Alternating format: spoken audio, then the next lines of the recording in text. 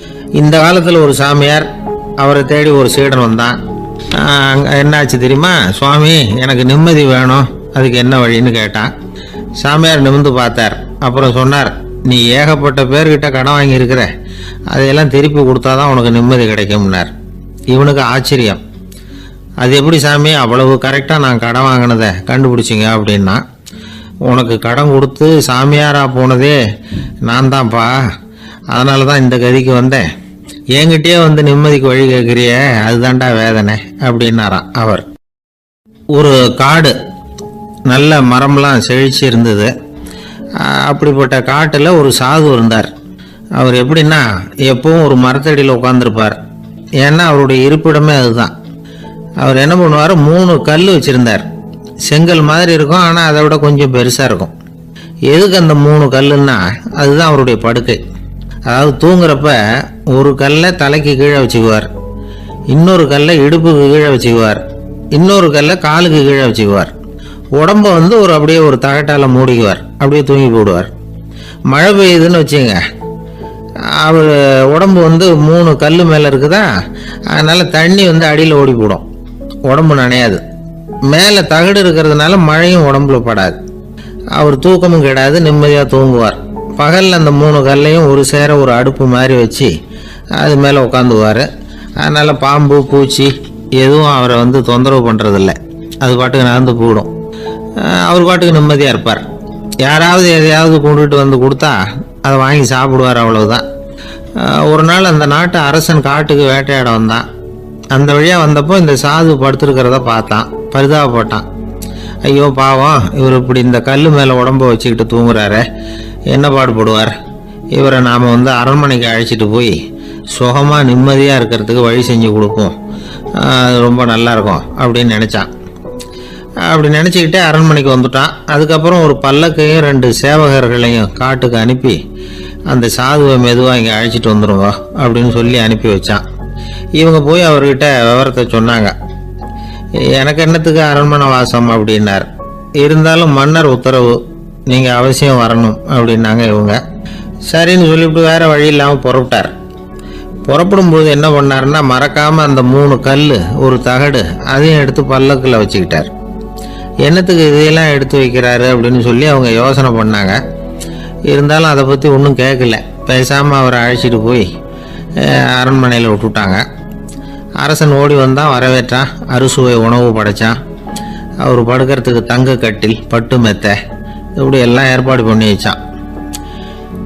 இங்கே படுத்து ஓய்வு எடுத்துக்குங்க அப்படின்னு சொல்லிவிட்டு அவன் பாட்டு போயிட்டான். மறுநாள் காலையில் வந்து பார்க்குறான், சாது படுத்துருக்கிறார். எப்படி தெரியுமா? அந்த பட்டு மெத்தை மேலே 3 கல்லையும் வச்சு வழக்கம் போலவே அது மேலே படுத்துருக்கிறார். அதுக்கு மேலே தகடு. அரசன் பார்த்துட்டு அதிர்ச்சி ஆயிட்டான். என்ன சுவாமி இப்படி அப்படின்னா, சாது சொன்னார், எனக்கு வந்து தேவையும் இல்லை குறையும் இல்லை, எல்லா இடத்துலையும் எனக்கு ஒரே மகிழ்ச்சி தான் அப்படின்னார். மகிழ்ச்சிங்கிறது தங்க கட்டிலேயோ பட்டு மெத்தையிலேயோ இல்லை, அது வந்து மனசில் இருக்கிற ஒரு விஷயம். உண்மையான மகிழ்ச்சிக்கு வழி வந்து மனப்பக்குவம் அப்படிங்கிறது அந்த அரசனுக்கு புரிஞ்சுதான். ஒரு ஊரில் ஒரு ஆள் இருந்தான். கற்பனையிலேயே காலத்தை கடத்திக்கிட்டு இருந்தான். ஒரு நாள் ஒரு மரத்தடியில் உட்காந்துருந்தான். அவனுக்கு பசிக்கிற மாதிரி தெரிஞ்சுது. உடனே கற்பனையிலேயே சாப்பிட ஆரம்பிச்சுட்டான். அதாவது எதிரில் இலை போட்டு சாப்பாடு போடப்பட்டிருக்கிறதாகவும் அதை இவன் சாப்பிட்றதாகவும் நினச்சிக்கிட்டு கையை மட்டும் வாய்க்கும் தரைக்குமா அப்படியும் இப்படியும் கொண்டுகிட்டு போய் பாவனை பண்ணிகிட்டே இருக்கிறான். தூரத்தில் இருந்து பார்க்குறவங்களுக்கு இவன் ஏதோ பலமான விருந்து சாப்பிட்டுக்கிட்டு இருக்கிறான் அப்படின்னு தான் தோணும். அது மாதிரியே பண்ணிக்கிட்டு இருந்தான். அந்த வழியாக ஒரு சன்னியாசி வந்துக்கிட்டு இருந்தார். இவனை பார்த்தார். என்ன இவன் இப்படி பண்ணிகிட்டு இருக்கிறானே அப்படின்னு நினச்சாரு. கொஞ்ச நேரம் அவனையே உத்து பார்த்துக்கிட்டு இருந்தார். இவரை பார்த்ததும் அவன் இன்னமும் சுவாரஸ்யமாக சாப்பிட ஆரம்பிச்சுட்டான். அப்பப்பா, என்ன இது, இந்த குழம்பு இவ்வளவு காரமாக இருக்கு, என்னுடைய நாக்கே எரிஞ்சு போடும் போல இருக்கு அப்படின்னு சொல்லிட்டு பக்கத்தில் ஒரு குவளையை எடுத்து தண்ணி குடிக்கிறது மாதிரி பாவனை பண்ணுறான்.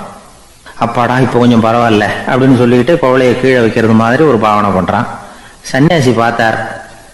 என்னப்பா, சாப்பாட்டில் காரம் அதிகமோ அப்படின்னார். ஆமாம் சுவாமி, ஞாபகம் மறதியில் கொஞ்சம் மிளகாய் அதிகமாக சேர்த்துக்கிட்டேன் அப்படின்னா. சரி சாப்பிடு அப்படின்னு சொல்லிட்டார். அவன் சாப்பிட்டு முடிக்கிற வரைக்கும் பொறுமையாக உட்காந்துருந்தார். அவன் அப்பாடா அப்படின்னு சொல்லிட்டு மறுபடியும் தண்ணியை எடுத்து குடித்தான். எல்லாம் கற்பனையிலேயே. அதுக்கப்புறம் சன்னியாசி பேச ஆரம்பித்தார். இதை பாருப்பா, உன்னுடைய கற்பனையை நான் மெச்சுறேன். இருந்தாலும் உன் சாப்பாட்டில் ஒரு இனிப்பையும் வச்சிருக்கலாமே, ஏன் மிளகாய அளவுக்கு அதிகமாக போட்டுவிட்டு அவஸ்தைப்படுறேன் அப்படின்னார். அவன் யோசிக்க ஆரம்பித்தான். அதுக்கப்புறம் இவர் சொன்னார், இதை பாருப்பா, இனிமேல உன்னுடைய கற்பனையும் உயர்ந்ததாக இருக்கட்டும் அப்படின்னு உபதேசம் பண்ணிவிட்டு போனார். எப்பவும் உயர்வை பற்றியே சிந்திக்கணும். உயர்வு கிடைக்கலன்னா கூட அப்படி சிந்திக்கிறத நிறுத்தப்படாது அப்படிங்கிறார் திருவள்ளுவர். உள்ளுவது எல்லாம் உயர் உள்ளல், மற்ற அது தள்ளினும் தள்ளாமை நேர்த்து. ஊக்கம் இல்லாமல் உலகத்தில் வாழ்ந்து பிரயோஜனம் இல்லை. அதனால உயர்வாகவே சிந்திக்கணும். அது நம்மளை ஊக்கப்படுத்தும். இது பெரிய ஒரு வாக்கு. இந்த உலகத்துல கற்பனையிலேயே வாழ்கிற சில கஞ்சர்களும் உண்டு. அதாவது 2 கஞ்சர்கள் 2 பேரும் பக்கத்து பக்கத்து ஊர்ல இருந்தாங்க. பொங்கல் சமயம் ஒரு கஞ்சன் தன்னுடைய மகனை கூப்பிட்டான். இதை பாருப்பா, பக்கத்து ஊர்ல என்னுடைய நண்பன் ஒருத்தன் இருக்கிறான், அவனுக்கு பொங்கல் பரிசு ஏதாவது கொடுக்கணும். நான் ஒரு 4 ஆட்டுக்குட்டியை தரேன், நீ கொண்டுகிட்டு போய் கொடுத்துட்டு வந்து விடுறியா அப்படின்னு கேட்டான். சரி, நான் புள்ள ஒரு பைய கையில் எடுத்துக்கோன்னா அவன் எடுத்துக்கிட்டான். இந்த ஆட்டுக்குட்டி பிடிச்சிக்கோ அப்படின்னு சொல்லி ஒவ்வொன்றா போடுறேன் பார் அப்படின்னு சொல்லிட்டு 1 2 3 4 அப்படின்னு எண்ணிக்கிட்டே வெறும் சைகையாலேயே ஆட்டுக்குட்டியை பிடிச்சி போடுறது மாதிரி பாவனை பண்ணிக்கிட்டு இருக்கிறான். அவன் பிள்ளையும் அதை ரொம்ப அக்கறையாக வாங்கிக்கிறது மாதிரி வாங்கிக்கிட்டு அந்த பையை தூக்கிக்கிட்டு அடுத்த ஊருக்கு போகிறான். இவன் அங்கே போய் சேர்ந்த நேரத்தில் அந்த கஞ்சன் ஊரில் இல்லை, எங்கேயோ வெளியில் போயிருக்கிறான். அவனோட புள்ள மட்டும்தான் வீட்டில் இருந்தான். இவன் அவன்கிட்ட, இதை பாரு, எங்கள் அப்பா உங்கள் அப்பாவுக்கு ஆட்டுக்குட்டி கொடுத்து அனுப்பியிருக்கிறாரு, பிடிச்சிக்கோ அப்படின்னு சொல்லி பாவனையிலேயே ஒவ்வொன்றா எடுத்து அவன்கிட்ட கொடுத்துட்டான். அவனும் வாங்கிட்டான் வாங்கிறது மாதிரி. அப்புறம் சொன்னான், சரிப்பா, நானும் பதிலுக்கு ஏதாவது ஒன்றுகிட்ட கொடுக்கணும் இல்லையா, அதனால் அந்த பைய பிடி, ஒரு 10 எலுமிச்சம்பழம் தரேன், பதிலுக்கு அதை நீ எடுத்துகிட்டு போ அப்படின்னு சொல்லி கையாலேயே ஒவ்வொன்றா எடுத்து போடுறது மாதிரி பாவனை பண்ணிவிட்டான். அவனும் ரொம்ப நன்றி அப்படின்னு சொல்லிவிட்டு அதை வாங்கிட்டு போயிட்டான். கொஞ்ச நேரம் கழிச்சு வெளியில் போயிருந்த அப்பங்காரன் திரும்பி வந்தான். உள்ள சொன்னான், அப்பா, உன்னோட நண்பர் அவருடைய மகன் மூலமாக உனக்கு 6 ஆட்டுக்குட்டி கொடுத்து அனுப்பியிருந்தார், நானும் பதிலுக்கு ஒரு 10 எலுமிச்சம்பழம் கொடுத்து அனுப்பியிருக்கிறேன் அப்படின்னா. எப்படிடா கொடுத்தேன்னு கேட்டார் அப்பா. இப்படி தான் கொடுத்தேன்னு சொல்லி சைகையிலேயே காட்டினான். இதை பார்த்ததும் அப்பங்காரனுக்கு பயங்கரமாக கோபம் வந்துட்டுது. பலார்னு அரைஞ்சுட்டான் பையனு. ஏன்பா அரைஞ்ச? 10 எலுமிச்சம்பழம் கொடுத்துட்டேனே அப்படிங்கிறதுக்காகவா அப்படின்னு கேட்டான். அது கூட பரவாயில்ல, நீ காட்டுற சைகையை பார்த்தா ஆரஞ்சு பழம் சைஸுக்கு இருக்குதே, அவ்வளவு பெருசா ஏன் கொடுத்த? அதுதான் எனக்கு கோபம் அப்படி. ஒரே ஒரு ஊர், அந்த ஊருக்கு பேரு கொடையாளிப்பட்டி. அந்த பேருக்கு தகுந்த மாதிரி தான் அந்த ஊர் மக்களும். யார் என்ன கேட்டாலும் இல்லைன்னு சொல்லாம கொடுப்பாங்க. கொடையாளிகள் நிறைந்த ஊர். இனாமா மட்டும் இல்லை, கடனாகவும் பணம் கொடுப்பாங்க. யாருக்காவது அவசரமாக பணம் தேவைப்பட்டதுன்னு வச்சுக்கோங்க, அந்த ஊருக்கு போய் வாங்கிக்கலாம். பத்திரம் தேவையில்லை, சாட்சி தேவையில்லை, ஜாமீன் தேவையில்லை, எந்த உத்தரவாதமும் கேட்காம பணம் கொடுத்துருவாங்க. நம்மளால் ஒருத்தனுக்கு பணம் தேவைப்பட்டது, சொந்த பந்தமெல்லாம் கேட்டு பார்த்தா யாரும் கொடுக்குற வழியாக தெரியல. எல்லாரும் அவங்கவுங்க சௌரியத்தை பார்க்குறவங்க, அடுத்தவங்க சௌரியத்தை பற்றி கவலைப்படாதவங்க. இவன் எல்லாரையும் கேட்டு பார்த்துட்டு சோர்ந்து போய் உக்காந்துட்டான். அந்த நேரம் தான் கொடையாளிப்பட்டியை பற்றி கேள்விப்பட்டான். அப்படி ஒரு ஊர் இருக்கிறது தெரிஞ்சதும் அந்த ஊருக்கு வழி கேட்டுக்கிட்டு ஒரு நாள் புறப்பட்டு போனான். வயல்காட்டு வழியாக போக வேண்டியிருந்தது. மெதுவாக நடந்து ஊர் எல்லைக்கு வந்துட்டான். 2 பக்கமும் விவசாய வேலைகள் மும்முரமாக நடந்துக்கிட்டு இருக்குது. ஏறு உழுதுகிட்டு இருக்கிறாங்க. அப்போ அங்கே ஒரு ஆளை பாம்பு கடிச்சுட்டுது. பக்கத்தில் வேலை செஞ்சுக்கிட்டு இருந்தவங்க ஓடி வந்தாங்க. அவசரமாக செய்ய வேண்டிய முதல் உதவியெல்லாம் செஞ்சு பார்த்தாங்க, பலன் இல்லை. அந்த ஆள் செத்து போட்டான். அவன் செத்து விட்டான்னு தெரிஞ்சதும் அவனை தூக்கி வரப்பு மேலே போட்டுட்டு எல்லாரும் அவங்கவுங்க வேலையை கவனிக்க ஆரம்பிச்சிட்டாங்க. அங்கே ஒரு ஆள் இவனை பார்த்து சொன்னான், ஐயா, நீங்கள் போகிற வழியில் இவன் சொந்தக்காரன் இவனுக்கு சோறு கொண்டுகிட்டு வருவான், இவன் இங்கே செத்து விட்டான்னு அவன்கிட்ட சொல்லிவிடுங்க அப்படின்னா. இவனுக்கு ரொம்ப ஆச்சரியம். என்னடா இது, பாம்பு கடிச்சுட்டுதுன்னதும் பதறி அடிச்சுக்கிட்டு ஓடி வந்தாங்க, செத்து விட்டான்னதும் பேசாமல் தூக்கி போட்டுட்டு போயிட்டாங்க அப்படின்னு நினச்சிக்கிட்டே நடந்து போகிறான். எதிரில் சோறு கொண்டுகிட்டு ஒரு ஆள் வந்தான். இவன் விவரத்தை சொன்னான். அங்கே அவங்க சொந்தக்காரன் பாம்பு கடிச்சு செத்து போட்டான் அப்படின்னா. அவன் கொஞ்ச நேரம் அமைதியாக நின்னான். அதுக்கப்புறமா அங்கேயே வரப்பில் உட்காந்து கொண்டுகிட்டு வந்த சோத்தை தானே சாப்பிட்டு முடித்தான். பேசாமல் எழுந்திரிச்சு திரும்பி போயிட்டான். கொஞ்சம் கூட பதறல, அழலை. இப்படியும் ஒரு ஊரா அப்படின்னு நினச்சி ஆச்சரியப்பட்டுக்கிட்டே இவன் ஊருக்குள்ளே போனான். ஒரு பெரிய மனுஷனை பார்த்து பணம் கேட்டான். அவரும் இவனோட பேரையும் ஊரையும் மட்டும் விசாரிச்சுக்கிட்டு தேவையான பணத்தை கொடுத்துட்டார். பணத்தை வாங்கிட்ட பிறகு தன்னுடைய மனசை அரிச்சுக்கிட்டு இருந்த அந்த விஷயத்தை பற்றி கேட்டான். ஐயா, வழியில் ஒருத்தன் செத்துட்டான், அவனை அப்படியே தூக்கி வரப்பில் போட்டுட்டு எல்லாரும் வயல்வெளி வேலைகளை பார்த்துக்கிட்டு இருக்கிறாங்களே அப்படின்னா. இதுக்கு அந்த பெரியவர் சொன்னார், ஆமாம் அப்படித்தான் செய்வோம், வேலை முடிஞ்சு வீட்டுக்கு திரும்புகிறப்போ அவனை தூக்கிட்டு வந்து அடக்கம் பண்ணிடுவோம் அப்படின்னார். ரொம்ப ஆச்சரியமாக இருக்கு அப்படின்னா. ஏன் உங்கள் ஊரில் யாராவது செத்துட்டா என்ன பண்ணுவீங்க அப்படின்னு கேட்டார். என்ன இப்படி கேட்குறீங்க, எங்கள் ஊரில் எல்லாம் பணத்தை தூக்க விட மாட்டாங்க, ஒப்பாரி வைப்பாங்க, கட்டி புரண்டு அழுது புலம்பி தீர்த்துருவாங்க அப்படின்னா. இவன் பெரியவர் பார்த்தார், அவங்ககிட்ட கொடுத்த பணத்தை லபக்குன்னு பறிச்சுக்கிட்டார், திருப்பி வாங்கிக்கிட்டார். இவன் பதறி போய் நிற்கிறான். அவர் சொன்னார், பணத்தையே விட மாட்டேன்னு கட்டுப்பிடிச்சி அழுதா நான் கொடுத்த பணத்தை மட்டும் எப்படி திருப்பி கொடுக்க போற, போயிட்டு வா அப்படின்னு விரட்டி விட்டாராம். இந்த கதையை நண்பர் ஒருத்தர் சொன்னார். கதை வேடிக்கையாக தெரிஞ்சா கூட இதில் கருத்து உண்டு. பணம் பிணம் இது ரெண்டையுமே விடுறதுக்கு அவ்வளவு சுலபமாக மனம் வர்றதில்லை. இந்த ரெண்டு விஷயங்கள்லேயும் அறிவார்ந்த செயல்பாடு தேவை. ஒரு பேருந்து மரத்தில் மோதி விட்டது, எல்லாரும் அடிபட்டு முனைகிட்டு கிடக்கிறாங்க.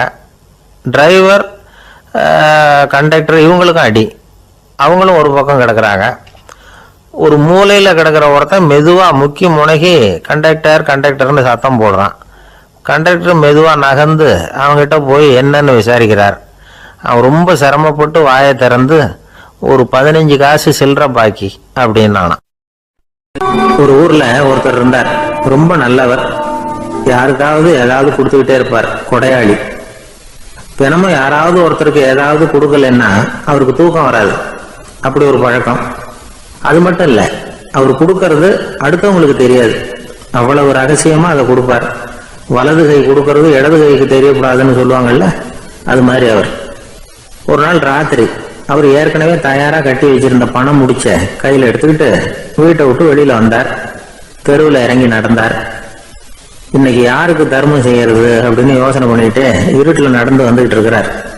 யாரோ ஒருத்தர் எதிரில் வர்றது மாதிரி தெரிஞ்சுது. உடனே அவர் கிட்ட போனார். தன்கிட்ட இருந்த பணம் முடிச்சு அவசரமா அவர் கையில திணிச்சுட்டு திரும்பி வந்துட்டார். அப்பாடா, ஒரு வழியா யாருக்கும் தெரியாம இன்னைக்கு தர்மம் பண்ணியாச்சு அப்படிங்கிற மகிழ்ச்சி, மன நிறைவு அவர் முகத்துல. நிம்மதியா தூங்கினார். அப்புறம் எழுந்திரிச்சார். மறுநாள் காலையில ஊரு பூரா ஒரே பேச்சு. என்ன பேச்சுன்னா, நேற்று ராத்திரி ஒரு திருடன் கையில யாரோ பணத்தை கொடுத்துட்டு போயிருக்கிறாங்க அப்படின்னு எல்லாரும் பேசிக்கிட்டு இருக்கிறாங்க. இதை கேள்விப்பட்டதும் அந்த பெரியவருக்கு ரொம்ப வருத்தமா போச்சு. அடடா, போயும் ஒரு திருடனுக்கா உதவி பண்ணியிருக்கிறோம், பிரயோஜனம் இல்லாம போட்டுதே அப்படின்னு நினைச்சார். சரி, இன்னைக்கு யாருக்காவது உதவி பண்ணணும் அப்படின்னு முடிவு பண்ணினார். ராத்திரி நேரம் வந்தது. இவர் வழக்கம் போல தெருவில் இறங்கி நடந்தார். கையில பணம் முடிச்சு. எதிரில் ஒரு பெண் உருவம் மங்களா தெரிஞ்சது. இவர் உடனே அந்த பெண் கிட்ட பணத்தை கொடுத்துட்டு திருப்தியா திரும்பி வந்துட்டார். மறுநாள் காலையில ஊர் பூரா என்ன பேசிக்கிட்டாங்க தெரியுமா? நேற்று ராத்திரி நெறி தவறி நடக்கிற ஒரு பெண்ணின் கையில யாரோ பணத்தை வச்சுட்டு போயிருக்கிறாங்க அப்படின்னு எல்லாரும் பேசிக்கிறாங்க. அடடா, இன்னைக்கும் தவறுதலா நடந்து போச்சு அப்படின்னு ஒரு வருத்தப்பட்டார். இருக்கட்டும், இன்னைக்கு ஏதாவது தர்மம் பண்ணுவோம் அப்படின்னு நினைச்சுக்கிட்டாரு. 3வது நாள் ராத்திரியும் புறப்பட்டார். இப்பவும் எதிரில் ஒருத்தர் வந்தார். இவர் பணத்தை கொடுத்தார், திரும்பி வந்துட்டார். மறுநாள் மக்கள் என்ன பேசிக்கிட்டாங்கன்னா, நேற்று ராத்திரி ஒரு செல்வந்தர் கையில யாரோ பணத்தை கொடுத்துட்டு போயிருக்கிறாங்க அப்படின்னு பேசிக்கிட்டாங்களாம். அவருக்கு ரொம்ப வருத்தமா போட்டுது. என்ன இது, தினம் இப்படி ஆகிட்டு இருக்குதே அப்படின்னு நினைச்சுக்கிட்டே படுத்து தூங்கினார். அன்னைக்கு ராத்திரி ஒரு கனவு. அந்த கனவுல இறைவன் வந்து சொன்னாராம், இத பாருப்பா, நீ கொடுத்த தர்மம் வீணா போயிடல. உன்கிட்ட பணம் வாங்கின அந்த திருடன் திருந்திட்டான், அந்த பொண்ணும் திருந்திட்டா, அந்த செல்வந்தனும் கொடையாளி ஆயிட்டான், எல்லாருக்கும் உதவி பண்ண ஆரம்பிச்சுட்டான் அப்படின்னு சொன்னாராம். இந்த கதையை சொன்னவர் யாருன்னா நபிகள் நாயகம். இதுல உள்ள கருத்து என்னன்னா, நல்ல மனசோட தர்மம் பண்ணுனா அது வீணா போறதில்லை. இன்னொரு கருத்து, தர்மம் வந்து தன்னை மட்டுமல்ல அடுத்தவங்களையும் தீமையிலிருந்து காப்பாற்றும். இதுதான் நாம புரிஞ்சுக்க வேண்டியது. இந்த காலத்திலயும் இது மாதிரி சில சம்பவங்கள் நடக்கிறது உண்டு. ஒரு பெரியவர் இருட்டில் நடந்து வந்துகிட்டு இருந்தாரு. எதிரில் வந்த ஒருத்தன் வலுக்கட்டாயமா ஒரு கையை பிடிச்சி ஒரு பண முடிப்பை கொடுத்து வச்சுக்க சொல்லிவிட்டு விலகி போட்டான். பெரியவருக்கு ஆச்சரியம், இந்த காலத்திலயும் இப்படி வலது கை கொடுக்கறது இடது கைக்கு தெரியக்கூடாதுன்னு நினைக்கிற கொடையாளிகள் உண்டு போல இருக்கு அப்படின்னு யோசனை பண்ணிக்கிட்டே நடந்தார். கொஞ்ச தூரம் போயிருப்பாரு. அதுக்குள்ள அதே ஆள் திரும்பி வந்தான். கொடுத்த பண முடிப்பை திருப்பி கொடுங்க அப்படின்னு கேட்டு வாங்கிட்டான். இவருக்கு ஒன்றும் புரியல. ஏன் இப்படி பண்றேன்னார். அது ஒண்ணும் இல்லைங்க, கொஞ்ச நேரம் இதை உங்ககிட்ட கொடுத்து வச்சிருந்தேன் அவ்வளவுதான் அப்படின்னா. ஏன்னு கேட்டார். என்னை பின்னாடி போலீஸ் தேடிக்கிட்டு வந்துகிட்டு இருக்குது, அதுதான் அப்படி பண்ணேன். இப்போ போயிட்டு இனிமே ஒன்றும் பயம் இல்லை அப்படின்னு சொல்லிட்டு அவன் பாட்டுக்கு நடந்து போறான். இமயமலை அடிவாரத்தில் ஒரு மடம். அங்கே ஒரு சன்னியாசி இருந்தார். அவர்கிட்ட ஒருத்தர் வந்தார். சுவாமி, ஆசையை உதற நினைக்கிறேன், முடியல, ஒட்டிக்கிட்டே வருது அப்படின்னாராம். இப்படி உட்கார ஒரு கதை சொல்கிறேன் அப்படின்னு சொல்லி அவர் சொல்ல ஆரம்பித்தாராம். அவர் சொன்ன கதை என்னன்னா, ஒரு ஊரில் ஒரு ஆள் இருந்தான். அவன் பேர் குப்புசாமி. அவன்கிட்ட எப்பவும் ஒரு பழைய தொப்பி இருக்கும், விடவே மாட்டான். அதனால் அவனை எல்லாரும் தொப்பி சாமி அப்படின்னு தான் கூப்பிடுறது வழக்கம். ஒரு புது தொப்பி வாங்கிக்கப்படாதாப்பா அப்படின்னு நண்பர்கள்லாம் சொல்லி பார்த்தாங்க. பணத்துக்கு எங்கே போவேன் அப்படின்னு விட்டானா. பணம் வச்சிருக்கான், செலவு பண்ண மனசு வரல. மகா கஞ்சன். பழைய பாட்டில்கள்லாம் வாங்கி விற்றுக்கிட்டு இருந்தான். அப்படி ஒரு தடவை பழைய கண்ணாடி சாமான்களை ஏலத்தில் எடுத்தப்போ அதில் ஒரு அருமையான சென்ட் பாட்டில் கிடைச்சிது. உடனே ஒரு ஐடியா பண்ணான். அந்த சென்ட்டை சின்ன சின்ன பாட்டில்களில் அடைச்சி ஜன்னல் ஓரமாக அடுக்கி வச்சுட்டான். அதை விற்றா நிறைய பணம் கிடைக்குமே. அதனால் இதுக்கு இடையில் ஒரு நாள் அவன் அப்படியே உட்காந்துருந்தான். அந்த நேரம் நண்பன் வந்தான். ஏண்டா, உன் பழைய தொப்பியை மாற்றப்படாதா, ஊரில் எல்லாரும் கேலி பேசுகிறாங்களே ஒன்று தொப்பி சாமின்னு அப்படின்னு சொல்லி கேட்டிருக்கான். இந்த சென்ட்டு பாட்டில் விற்றதும் பணம் வரும், அதுக்கப்புறம் பார்க்கலாம் அப்படின்னு நானா இவன். சரி வா, நீச்சல் குளத்துக்கு போயிட்டு வருவோம் அப்படின்னு கூப்பிட்ருக்கான் நண்பன். 2 பேரும் போனாங்க. அதே நேரம் அந்த ஊர் நீதிபதியும் அங்கே குளிக்க வந்தாராம். அவர்கிட்ட இருந்தது விலை வசந்த ஒரு புது தொப்பி. அதை அங்கே இருந்த ஸ்டாண்டில் மாட்டிவிட்டு குளிக்க போனார். இதுக்கிடையில் குப்புசாமி குளிச்சுட்டு வந்தான். அவனுடைய பழைய தொப்பியை காணலை. அந்த புது தொப்பியை பார்த்தா இது நண்பனுடைய வேலை தான் அப்படிங்கிறதாக புரிஞ்சுக்கிட்டு அதை எடுத்து மாட்டிக்கிட்டு வந்துட்டான். நீதிபதி குளிச்சுட்டு வந்து பார்க்குறாரு, தொப்பியை காணும். போலீஸில் புகார் கொடுத்தார். அவங்க தேடினாங்க. ஒரு மூலையில் பழைய தொப்பி கிடச்சிது. அடடா, இது நம்ம குப்புசாமியோட தொப்பி இல்லையா அப்படின்னு நானா ஒருத்தன். உடனே அவன் வீட்டுக்கு தேடிட்டு போயிருக்காங்க. அங்கே போய் பார்த்தா புது தொப்பி அங்கே இருக்குது. உடனே அவனுக்கு 1000 ரூபாய் அபராதம் போட்டாங்களாம். அவன் பணத்தை கட்டிவிட்டு ரொம்ப எரிச்சலோடு வீட்டுக்கு வந்தான். பழைய தொப்பி கண்ணில் பட்டது. மறுபடியும் உன்னால தானே எனக்கு 1000 ரூபா நஷ்டம் அப்படின்னு சொல்லி அதை எடுத்துக்கிட்டு அப்படி போயிருக்கான். அந்த ஊர் குளத்தில் வீசி எரிஞ்சிட்டு வந்துட்டான். அது மீன் பிடிக்கிற ஒருத்தன் கையில் சிக்கிச்சு. அவன் வர்ற வழியில் அதை எடுத்து வேகமாக வீசி எறிஞ்சான். அது நேராக குப்புசாமி வீட்டு ஜன்னல் வழியாக உள்ளே இந்த சென்ட்டு பாட்டில்கள் மேலே விழுந்து எல்லாம் உடஞ்சி நொறுங்கி போச்சு. குப்புசாமி பார்த்தான். தோட்டத்தில் ஆழமாக ஒரு குழியை வெட்டினான். அந்த தொப்பியை போட்டான், மூடிவிட்டான். இதை அடுத்த வீட்டுக்காரன் பார்த்தான். ஏதோ புதையல் தான் வச்சுருக்கான் போல இருக்குன்னு நினச்சான். போலீஸில் போய் புகார் கொடுத்துட்டான். மறுபடியும் போலீஸ் குழியை தோண்டினாங்க. பழைய தொப்பி மறுபடியும் வெளியில் வந்தது. எல்லாரும் சிரிக்கிறாங்க. அன்னைக்கு ராத்திரியே அந்த தொப்பியை எடுத்துக்கிட்டு நேராக புறப்பட்டான்.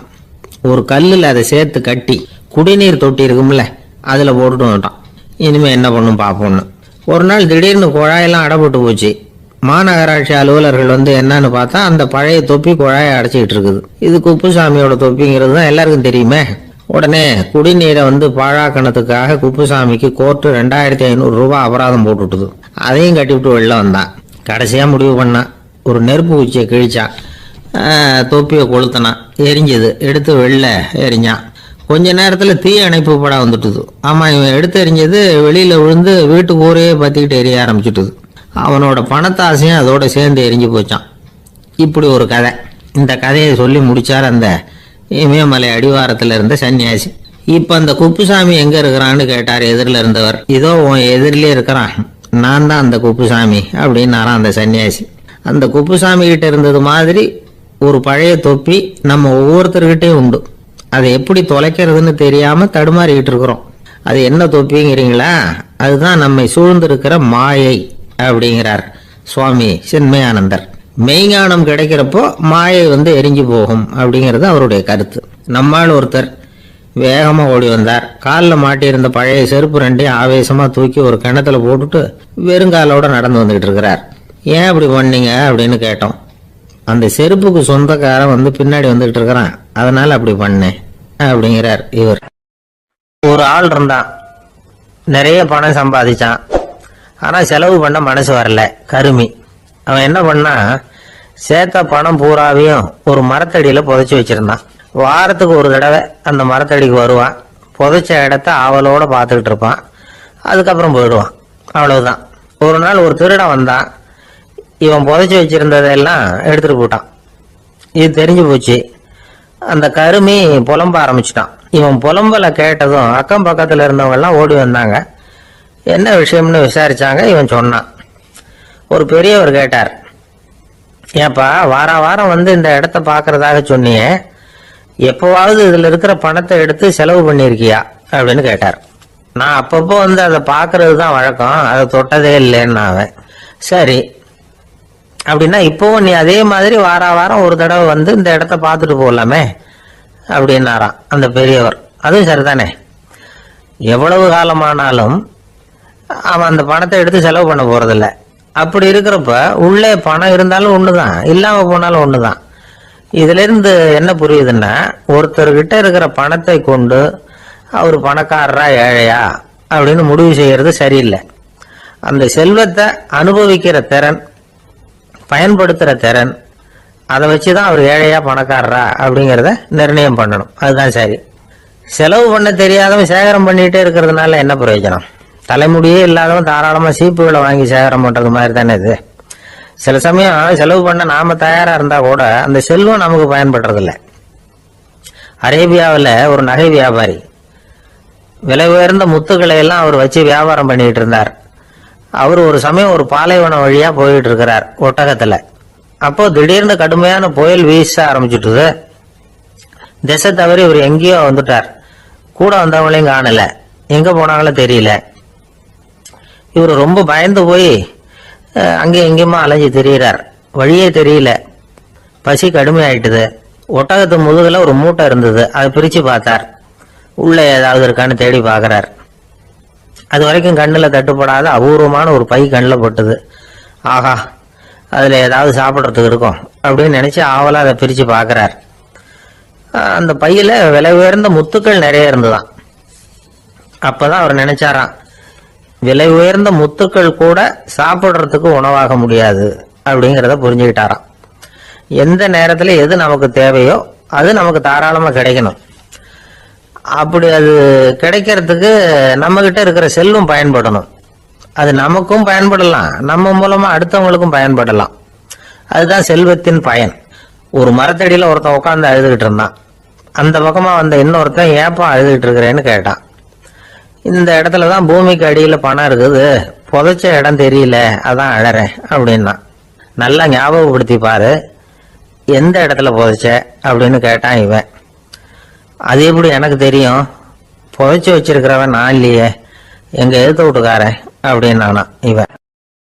அந்த மரத்தின் உச்சியில ஒரு பறவை கூடு, ஏதோ ஒரு பறவை கூடு கட்டி இருந்தது. அது என்ன பறவைன்னா ராஜாளி. ஒரு குரங்கு அந்த மரத்து கிளையில தாவி தாவி குதிச்சுக்கிட்டு இருந்தது. அப்போ இந்த கூட்டுல இருந்த முட்டை அது கண்ணுல போட்டுட்டுது. அதுக்கப்புறம் அது சும்மா இருக்குமா? விளையாட்டா ஒரு முட்டையை எடுத்தது, மரத்தை விட்டு கீழே இறங்குச்சு. கீழே ஒரு குப்பை மேட்டில் ஒரு கோழி சில முட்டைகளை அது பாட்டுக்கு இட்டு வச்சிருந்தது. குரங்கு தன் கையில இருந்த ராஜாளி பறவையோட முட்டைய அந்த கோழி முட்டைகளோட சேர்த்து போட்டுட்டு போயிட்டுது. கோழி வந்தது, பார்த்தது, அதுக்கு ஒன்றும் வித்தியாசம் புரியல. தன்னுடைய முட்டைகளோட சேர்த்து அந்த ராஜாளி முட்டையையும் சேர்த்து அடைகாத்துது. கொஞ்ச நாள்ல குஞ்சுகள் எல்லாம் பொரிச்சுது. எல்லாம் முட்டை விட்டு வெளியில வந்தது. ராஜாளி பறவையோட குஞ்சு அந்த கோழி குஞ்சுகளோடவே சேர்ந்து வளர்ந்தது. மற்ற கோழி குஞ்சுகள் போலவே இதுவும் குப்பையை கிளறிச்சு புழு பூச்சிகளை சாப்பிட்டது. காக்கைகள் தாக்கிறதுக்கு வந்ததுன்னா மற்ற கோழி குஞ்சுகள் மாதிரியே இதுவும் பயந்து போய் தாய் கோழியின் சிறகுகளுக்கு உள்ள வந்து ஒளிஞ்சுக்கும். இப்படியே கொஞ்ச காலம் போச்சு. குஞ்சுகள்லாம் வளர்ந்து பெருசாயிட்டுது. சிலது சேவல்களாச்சு, சிலது கோழிகளாச்சு. அந்த ஒண்ணு மட்டும் ராஜாளி ஆச்சு. ஆனா ஒரு விஷயம், தான் ஒரு ராஜாளிங்கிறது அந்த பறவைக்கு தெரியாது. தன்னையும் ஒரு கோழின்னே அது நினைச்சுக்கிட்டு இருக்கு. அப்படி நினைச்சுக்கிட்டு குப்பை மேட்டை கிளறிக்கிட்டு இருக்கு.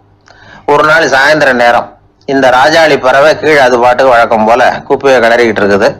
அப்போ அண்ணாந்து பாக்குது. வானத்துல உயரத்துல கூட்டமா ராஜாளி பறவைகள் உல்லாசமா வட்டம் அடிச்சு பறந்துகிட்டு இருக்கு. அதே இது பாக்குது. இதுக்கு மனசுக்குள்ள ஏக்கமா போச்சான். அப்போ இதுக்கு ஆண்டவன் பேர்ல கோபம் வந்துதான்.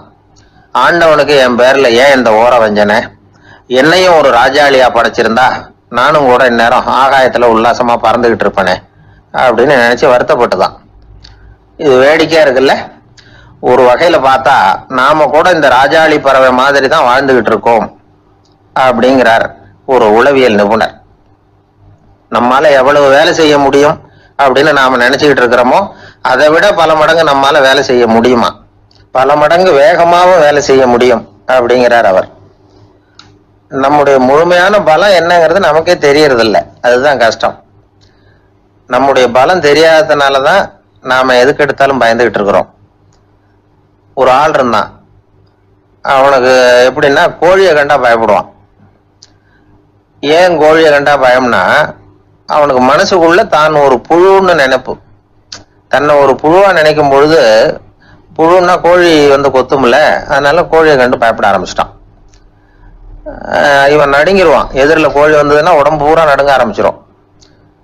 வீட்டில் இருக்கிறவங்க பார்த்தாங்க, இவனை அழைச்சிட்டு போய் ஒரு மனநோய் மருத்துவமனையில சேர்த்துட்டாங்க. அங்க உள்ள டாக்டர் இவருக்கு சிகிச்சையெல்லாம் கொடுத்தார். ஒரு வாரம் இவனை தங்க வச்சு வேண்டிய சிகிச்சையெல்லாம் கொடுத்து மன ரீதியா அவனை மாத்தி, சரி இனிமே நீ வீட்டுக்கு போகலாம்னு சொல்லி அனுப்பி வச்சார். வீட்டுக்கு புறப்பட்டான். அப்ப சொன்னார், இதை பாருப்பா, நீ வீட்டுக்கு போகலாம், நேரா வீட்டுக்கு போ, நல்லா ஞாபகம் வச்சுக்கோ, இனிமே வந்து நீ ஒரு புழு கிடையாது, மனுஷன், தைரியமா புறப்படு, போயிட்டு வா அப்படின்னு சொல்லி வழி அனுப்பி வச்சார். சரிங்க டாக்டர்னு சொல்லிவிட்டு இவன் புறப்பட்டு போனான். பாதி வழி போயிருப்பான். லேசா நிமிர்ந்து பாக்குறான், எதிரில் ஒரு கோழி வந்துகிட்டு இருக்கு. அது பாட்டுக்கு சாதாரணமா நடந்து வந்துகிட்டு இருந்தது. அவ்வளவுதான், இவன் உடம்பு கிடுகிடுன்னு ஆட ஆரம்பிச்சுட்டுது. திரும்பி ஓடி வந்துட்டான். டாக்டர் கேட்டார், ஏன்பா திரும்பி ஓடி வந்துட்டேன்னு. பாதி தூரம் போயிட்டேன் டாக்டர், எதிரில் ஒரு கோழி வந்துகிட்டு இருக்குது, அதான் பயமா இருந்தது வந்துட்டேன்னா. டாக்டருக்கு ஒரு மாதிரி ஆயிடுது. அவர் சொன்னார், இதை பாருப்பா, நான் தான் சொன்னேனே, நீ ஒரு புழு இல்லை, மனுஷன், இனிமே நீ புழு கிடையாது, நீ ஒரு மனுஷன், நீ ஒரு புழு இல்லைங்கிறது இன்னமும் உனக்கு புரியலையா அப்படின்னார் டாக்டர். நான் புழு இல்லைங்கிறது எனக்கு தெரிஞ்சுட்டுது டாக்டர், இது அந்த கோழிக்கு தெரியுமான்னு தெரியலையே அப்படின்னா. இவெல்லாம் எந்த காலத்துல மாறுறது? அதனால வாழ்க்கையில வெற்றி பெறணும் அப்படின்னு நினைக்கிறவங்க யாரா இருந்தாலும் தன்னுடைய பலம் என்ன அப்படிங்கிறத முதல்ல புரிஞ்சுக்கணும். தன்னுடைய சக்தியை புரிஞ்சுக்கிட்டவன் வெற்றி பெறுவது நிச்சயம். நடந்து போயிட்டு இருந்தார். அவர் தோளில் ஒரு பெரிய துணி மூட்டை, அதை சுமந்துக்கிட்டு கடத்தெருவை நோக்கி அவர் போய்கிட்டு இருக்கிறார். வழியில் அவரை சந்திச்சார் உமர். அவர் கேட்டார், கலீஃபா அவர்களே, எங்க புறப்பட்டுட்டீங்க அப்படின்னு கேட்டார். கலீஃபான்னா ஆட்சி தலைவர்னு அர்த்தம். இதுக்கு அவர் சொன்னார், நான் வந்து துணி வணிகம் செய்யறவன், அதனால துணி வியாபாரம் செய்யறதுக்காக போயிட்டு இருக்கிறேன்னார்.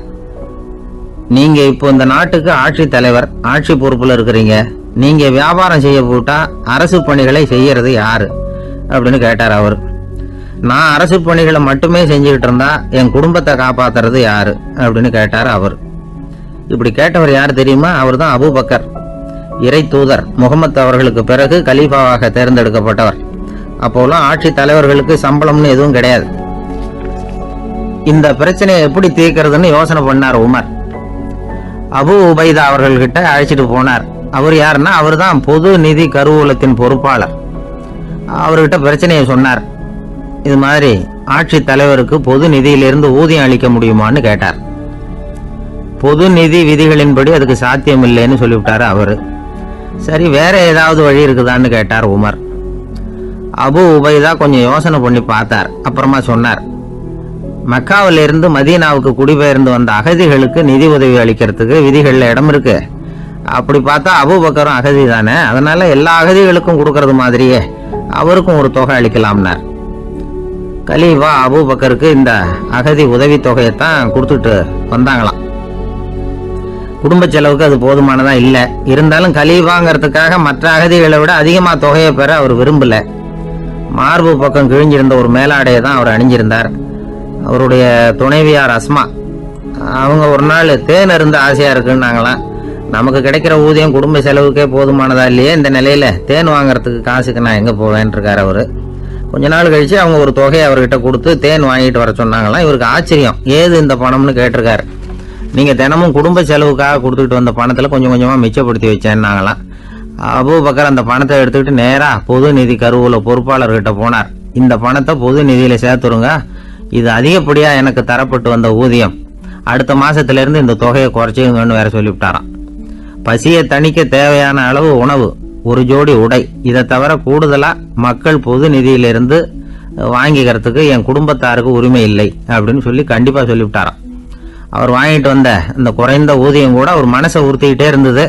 கடைசி நேரம் அவர் தம்முடைய மகள் ஆயிஷா அவர்கள் அழைச்சார். மகளே, இதுவரைக்கும் பொது நிதியிலிருந்து நான் வாங்கிட்டு வந்த தொகை என்னுடைய இதயத்துல பாரமா அழுத்திக்கிட்டு இருக்கு. என் தோட்டத்தை வித்து அதுல வர்ற பணத்திலிருந்து நான் இதுவரைக்கும் வாங்கிட்டு வந்த ஊதிய தொகையை கணக்கு போட்டு பொது நிதியில சேர்த்து விடு அப்படின்னாராம். பதவி ஏற்கிறதுக்கு முன்னாடி தன்கிட்ட இருந்ததை விட இப்ப கூடுதலா என்ன சொத்து இருக்குன்னு பார்த்திருக்கார்.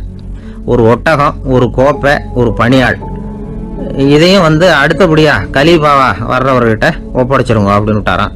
அதே மாதிரி அடுத்து வந்த உமர் கிட்ட ஒப்படைச்சாங்க. அப்போ உமர் சொன்னாராம், அபூபக்கரே, இந்த முன்மாதிரியால உங்களுக்கு பிறகு இந்த ஆட்சி பொறுப்பை ஏற்கிறவர்களை பெரும் நெருக்கடிக்கு ஆளாகி விட்டீங்க அப்படின்னு சொல்லி ரொம்ப கண் கலங்கினாராம். கடைசியா அபூபக்கர் தன்னுடைய குடும்பத்தாருக்கு விட்டு சென்ற சொத்து ஒரு படுக்கை விரிப்பு, ஒரு போர்வை, அவ்வளவுதான்.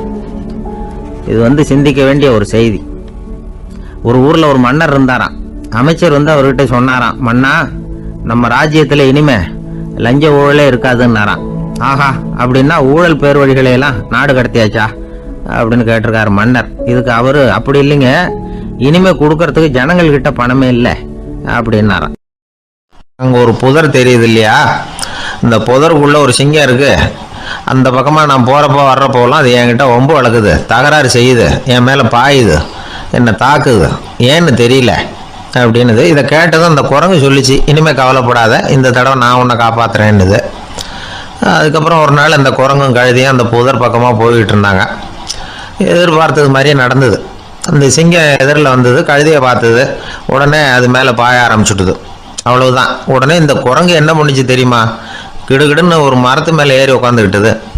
அங்கே உட்காந்துக்கிட்டு கீழே அந்த கழுதியும் சிங்கமும் போடுற சண்டையை வேடிக்கை பார்க்க ஆரம்பிச்சுட்டுது. கொஞ்ச நேரம் கழித்து அடிபட்ட காயத்தோடு அந்த கழுதை மெதுவாக நடந்து வந்தது. குரங்கும் மெல்ல மரத்தை விட்டு கீழே இறங்குச்சு. இப்போ கழுதை கேட்டுது, என்னை காப்பாத்துறேன்னு சொல்லிவிட்டு காலை வாரி விட்டுட்டியே, நீ பாட்டுக்கு மரத்து மேலே ஏறி உட்காந்துக்கிட்டே, அது நியாயமானது. குரங்கு பரிதாபமாக அதை பார்த்துது. நான் மரத்து மேலே இருந்து நீங்கள் 2 பேரும் சண்டை போட்டதை பார்த்துக்கிட்டு தான் இருந்தேன். உன்னோட சத்தம் தான் அதிகமாக இருந்தது, அது நீ சிரிக்கிற மாதிரி எனக்கு கேட்டுது, அதனால் நீ தான் ஜெயிச்சுக்கிட்டு இருக்க போல இருக்கு அப்படின்னு நினச்சிவிட்டேன்னுது. இன்றைக்கி பல பேர் இப்படி தான் இருக்கிறாங்களாம். யார் ஜெயிக்கிறாங்க யார் தோக்குறாங்கங்கிறத முகத்தை பார்த்து கூட கண்டுபிடிக்க முடியறதில்ல, பேசுகிற பேச்சை வச்சு கூட கண்டுபிடிக்க முடியறதில்ல. தோற்கிறவங்க கூட சிரிக்கிற மாதிரி முகத்தை வச்சுக்கிறான். இன்றைய மனிதர்கள்கிட்ட ஏகப்பட்ட முரண்பாடுகள். பொய் முகங்களோட உலவுகிறவர்கள் தான் அதிகம். உண்மை முகம் எங்கே இருக்குது அப்படிங்கிறத புரிஞ்சுக்கிட்டு நண்பர்களை தேர்ந்தெடுக்கணும் அப்படிங்கிறது ஒரு முக்கியமான கருத்து. கடவுள் இந்த உலகத்தை படைச்சு விட்டு அதுக்கப்புறமும் கொஞ்ச நாள் இங்கேயே தங்கியிருந்தாராம். அப்போ தான் அவருக்கு ஒரு உண்மை புரிஞ்சுதான், இந்த உலகத்தில் தங்கி இருக்கிறது எவ்வளவு இடைஞ்சல்னு. தினமும் மனிதர்கள் தேடி ஏதாவது புகார் சொல்லிக்கிட்டே இருந்தாங்களாம். எனக்கு அது வேணும் இது வேணும்னு கேட்டுக்கிட்டே இருந்தாங்களாம். சில பேர் வந்தாங்க, நாங்கள் விவசாயம் பண்ணுறோம், தண்ணி இல்லாமல் பயிர் காயுது, எங்களுக்கு மழை வேணும் அப்படின்னாங்க. அவங்க போனதும் அதுக்கப்புறம் சில பேர் வந்தாங்க, நாங்கள் மண்பானை செய்கிறவங்க, நிறைய பானை செஞ்சு வச்சுருக்குறோம், மழை பெஞ்சால் எல்லாம் கரைஞ்சி வீணாக போயிடும், அதனால் இன்றைக்கி மழை பெய்யக்கூடாதுன்னாங்க. கடவுள் பார்த்தார், அவருக்கு என்ன பண்ணுறதுன்னே தெரியல, ஏகப்பட்ட குழப்பம், தலையை பிச்சுக்கலாம் போல் இருந்தது, கிட்டத்தட்ட பைத்தியம் பிடிக்கிற அளவுக்கு ஆயிட்டுது. எல்லாருடைய ஆசைகளையும் அவரால் நிறைவேற்ற முடியல, ஏன்னா ஒன்றுக்கு ஒன்று முரண்பாடாக இருந்தது. ஒரு நாள் தன்னுடைய அமைச்சரவையை கூட்டி ஆலோசனை கேட்டார், என்ன செய்யலாம்னு சொல்லுங்கன்னார். இது என்ன பிரமாதம், பேசாமல் இமயமலை அடிவாரத்தில் போய் உட்காந்துங்க, யாரும் தொந்தரவு பண்ண மாட்டாங்கன்னாங்க. அங்கேயும் மனிதர்கள் வர ஆரம்பிச்சுருவாங்களேன்னார் கடவுள். சரி அப்படின்னா சந்திரனில் போயிருந்துக்கலாமேன்னாங்க. அங்கேயும் மனுஷன் குடி வர போகிறான் அப்படின்னார் கடவுள். வெகு தூரத்துக்கு அப்பால் உள்ள நட்சத்திர மண்டலத்துக்கு போயிடலான்னாங்க. இதெல்லாம் நிரந்தர தீர்வாகாது, நிரந்தரமாக இந்த மனிதனுடைய தொல்லையிலேருந்து நான் விடுபடணும், அதுக்கு ஏதாவது வழி சொல்லுங்கன்னார் கடவுள். ஒரு வயசான ஆள் வந்தார், கடவுளுக்கு காதோட காதாக ஒரு வழியை சொன்னார். கடவுளுக்கு முகம் மலர்ந்தது, அதுதான் சரி, அப்படியே செஞ்சுடலான்னார். அந்த ஆள் சொன்ன ரகசியம் என்ன தெரியுமா, மனிதனால் அடைய முடியாத ஒரு இடம் இருக்குது, அது வேற எங்கேயும் இல்லை, அவனுக்கு உள்ளே இருக்குது, அங்கே போய் மறைஞ்சிங்க, அதுக்கப்புறம் மனிதர்களால் உங்களுக்கு தொந்தரவு இருக்காதுன்னார். மனிதன் நினைக்காத இடம் அதுதான், அதாவது உள்ளுக்குள்ள இருக்கிற உண்மையை புரிஞ்சுக்காம வெளியில எங்கேயோ அது இருக்கிறதாக நினைச்சு வரட்டிக்கிட்டு அலையிறான் மனுஷன். உள்ளே இருக்கிற உண்மை புரிஞ்சா நாம தன்னம்பிக்கையோட தலை நிமிர்ந்து வாழலாம். வேடிக்கையா ஒரு கதை சொல்லுவாங்க, இதை பாருங்க, நம்ம பையன் எங்க பணம் வச்சாலும் எடுத்து விடுறான், என்ன பண்றதுன்னாங்க அம்மா. அப்பா கொஞ்ச நேரம் யோசனை பண்ணார். அதுக்கப்புறம் சொன்னார், அவன் கண்ணில் படாத இடமா நம்ம வீட்டில் இருக்கிறது ஒரே இடம் தான், அங்கே பணத்தை வை திருட்டு போவாதுன்னார். அது எந்த இடம்னு கேட்டாங்க. அதுதான் அவன் பாட புஸ்தகம், அதில் வச்சிரு, அவன் தொடவே மாட்டான். பாட புத்தகத்தை தொடாமல் பரீட்சையில் வெற்றி பெற முடியாது அப்படிங்கிறத புரிஞ்சுக்கணும். உள்ளே இருக்கிற உண்மையை தொடாமல் வாழ்க்கையில் வெற்றி பெற முடியாது. அதனால் உண்மையை புரிஞ்சுக்கிட்டா வாழ்க்கையில் வெற்றி நிச்சயம். துருக்மேனியாவில் அஷ்காபாத் அப்படின்னு ஒரு நகரத்தில் ஒரு புவியியல் விஞ்ஞானி இருந்தார். அவரு ஒரு நாய்க்குட்டி வளர்த்தார். ஒரு நாள் முன்னிரவு நேரம் ஒரு மேஜைக்கு முன்னாடி உட்காந்து அந்த விஞ்ஞானி ஏதோ கணக்கு போட்டுக்கிட்டு இருக்கிறார். அவருக்கு ஒரு சின்ன பெண் குழந்தை, அது தொட்டிலில் தூங்கிட்டு இருக்குது. அந்த நாய்க்குட்டியும் ஒரு மூலையில் படுத்து அது பாட்டுக்கு தூங்கிட்டு இருந்தது. ஒரே அமைதி. அந்த நேரத்தில் திடீர்னு அந்த நாய்க்குட்டி துள்ளி எழுந்திருச்சுது. நேராக குழந்தைகிட்ட ஓடிச்சு. அந்த குழந்தைய அது போட்டிருந்த ட்ரெஸ்ஸோட சேர்த்து கவ்வி தூக்கிக்கிட்டு வாசல் பக்கம் ஓடிச்சு. நாய்க்குட்டி குழந்தைய கவ்வி தூக்க முடியுமாங்கிற சந்தேகம் உங்களுக்கு இல்லையா? நீங்கள் நம்மூர் நாய்க்குட்டியவே பார்த்து பழக்கப்பட்டிருக்கீங்க, அதனால நம்புறதுக்கு சிரமமாக இருக்கும். அந்த ஊர்ல எல்லாம் அது ரொம்ப ஸ்ட்ராங்காக இருக்கும், ஒரு ஏதோ கண்ணுக்குட்டி மாதிரி இருக்கும். விஞ்ஞானி அதை பார்த்துட்டார். உடனே அந்த நாய்க்கு வெறி பிடிச்சிட்டுதுன்னு முடிவு பண்ணிட்டு தன்னோட கை துப்பாக்கி எடுத்துக்கிட்டு ஓடி வந்தார். அவர் வெளியில நாய்க்குட்டி எங்க அப்படின்னு பார்த்து தேடுறார். அந்த நேரத்தில் அந்த வீடு இடிஞ்சு விழுது. காரணம் பூமி அதிர்ச்சி. இப்படி பூமி அதிர்ச்சி உண்டாக போகுதுங்கிறது அந்த நாய்க்குட்டிக்கு முன்னாடியே தெரிஞ்சு போச்சு. அதுதான் குழந்தைய தூக்கிட்டு வெளியில ஓடி வந்திருக்குது. அது மூலமா அந்த குடும்பத்தையே காப்பாத்தி இருக்குது அந்த நாய்க்குட்டி. இந்த சம்பவம் நடக்கிறதுக்கு 3 நாளைக்கு முன்னாடியே சில பிராணிகளுக்கு இப்படி நடக்க போகுதுங்கிறது தெரிஞ்சிருக்குதான். ஆமா, அந்த நகரத்துல 3 நாளைக்கு முன்னாடியே பாம்பு, பல்லி இதெல்லாம் அது தங்கியிருந்த வலையை விட்டு வெளியில ஓடி வந்துட்டுது. அதே மாதிரி அங்கிருந்த புறாவெல்லாம் பறந்து போயிடுச்சான். இதே மாதிரி யுகோஸ்லோவியாவில் கூட ஒரு நகரம், அங்க ஒரு நாள் ராத்திரி ஒரு மிருக காட்சி சாலையில திடீர்னு ஒரு பெரிய கலவரம், கூச்சல், குழப்பம். அங்க இருந்த கழுதை, புலி, யானை, பறவை எல்லாம் கண்ணாபின்னான்னு கத்த ஆரம்பிச்சுட்டுது. நீர் யானை அதுக்குன்னு போட்டிருந்த தடுப்பையே தாண்டி குதிச்சு வெளியில வந்துட்டுதான். மறுநாள் தான் எல்லாருக்கும் விஷயம் புரிஞ்சுது. அடுத்த நாள் காலையில அங்க பூமி அதிர்ச்சி உண்டாயிட்டுது. இப்ப பாருங்க, அதாவது மனுஷனை போய் தீர்க்க தரிசி அது இதுன்னு சொல்லிட்டு இருக்கிறோம். இவனை விட அது பரவாயில்லைன்னு தோணுது. அதாவது மிருகங்கள் ஒண்ணு நடக்க போகுதுங்கிறத முன்னாடியே புரிஞ்சுக்குதே. சரி, இதெல்லாம் எப்படி அது முன்கூட்டி புரிஞ்சுக்குது? அதுதான் படைப்பு ரகசியம். அதை கண்டுபிடிக்கிறதுக்கு தான் மனுஷன் ஆராய்ச்சி பண்ணிட்டு இருக்கிறான். விஞ்ஞானிகளோட ஆராய்ச்சியெல்லாம் ஒரு பக்கம் இருக்கட்டும், வீட்டுக்குள்ளேயே சில ஆராய்ச்சி பண்ணி பாருங்களேன். இப்ப சில யோசனை சொல்லி அதை சோதனை பண்ணி பாருங்க அப்படின்னு ஒருத்தர் சொன்னாராம். அதாவது இப்ப மழை வருமா வராதா அப்படின்னு தெரிஞ்சுக்கணுமா, உடனே ஒரு பூனைக்குட்டி பின்னாடியே மெதுவா போய் அது என்ன செய்யுதுன்னு கவனிச்சு பார்க்கணும். பூனைக்குட்டி தன்னோட பாதத்தினால சுகத்துல அப்படி கீறிக்கிட்டு இருக்கும். அப்படி கீறினா கண்டிப்பா மழை வரும். சில சமயம் பூனைக்குட்டி அப்படி மல்லாந்து படுத்துக்கிட்டு பாதத்தை உயர தூக்கும், அப்படியும் புரளும். இப்படி செஞ்சதுன்னா அன்னைக்கும் மழை இருக்காது. அதனால முன்னாடி இருந்தது மழை வர்றதுக்கு அறிகுறி, இது மழை இல்லைங்கிறதுக்கு அறிகுறி.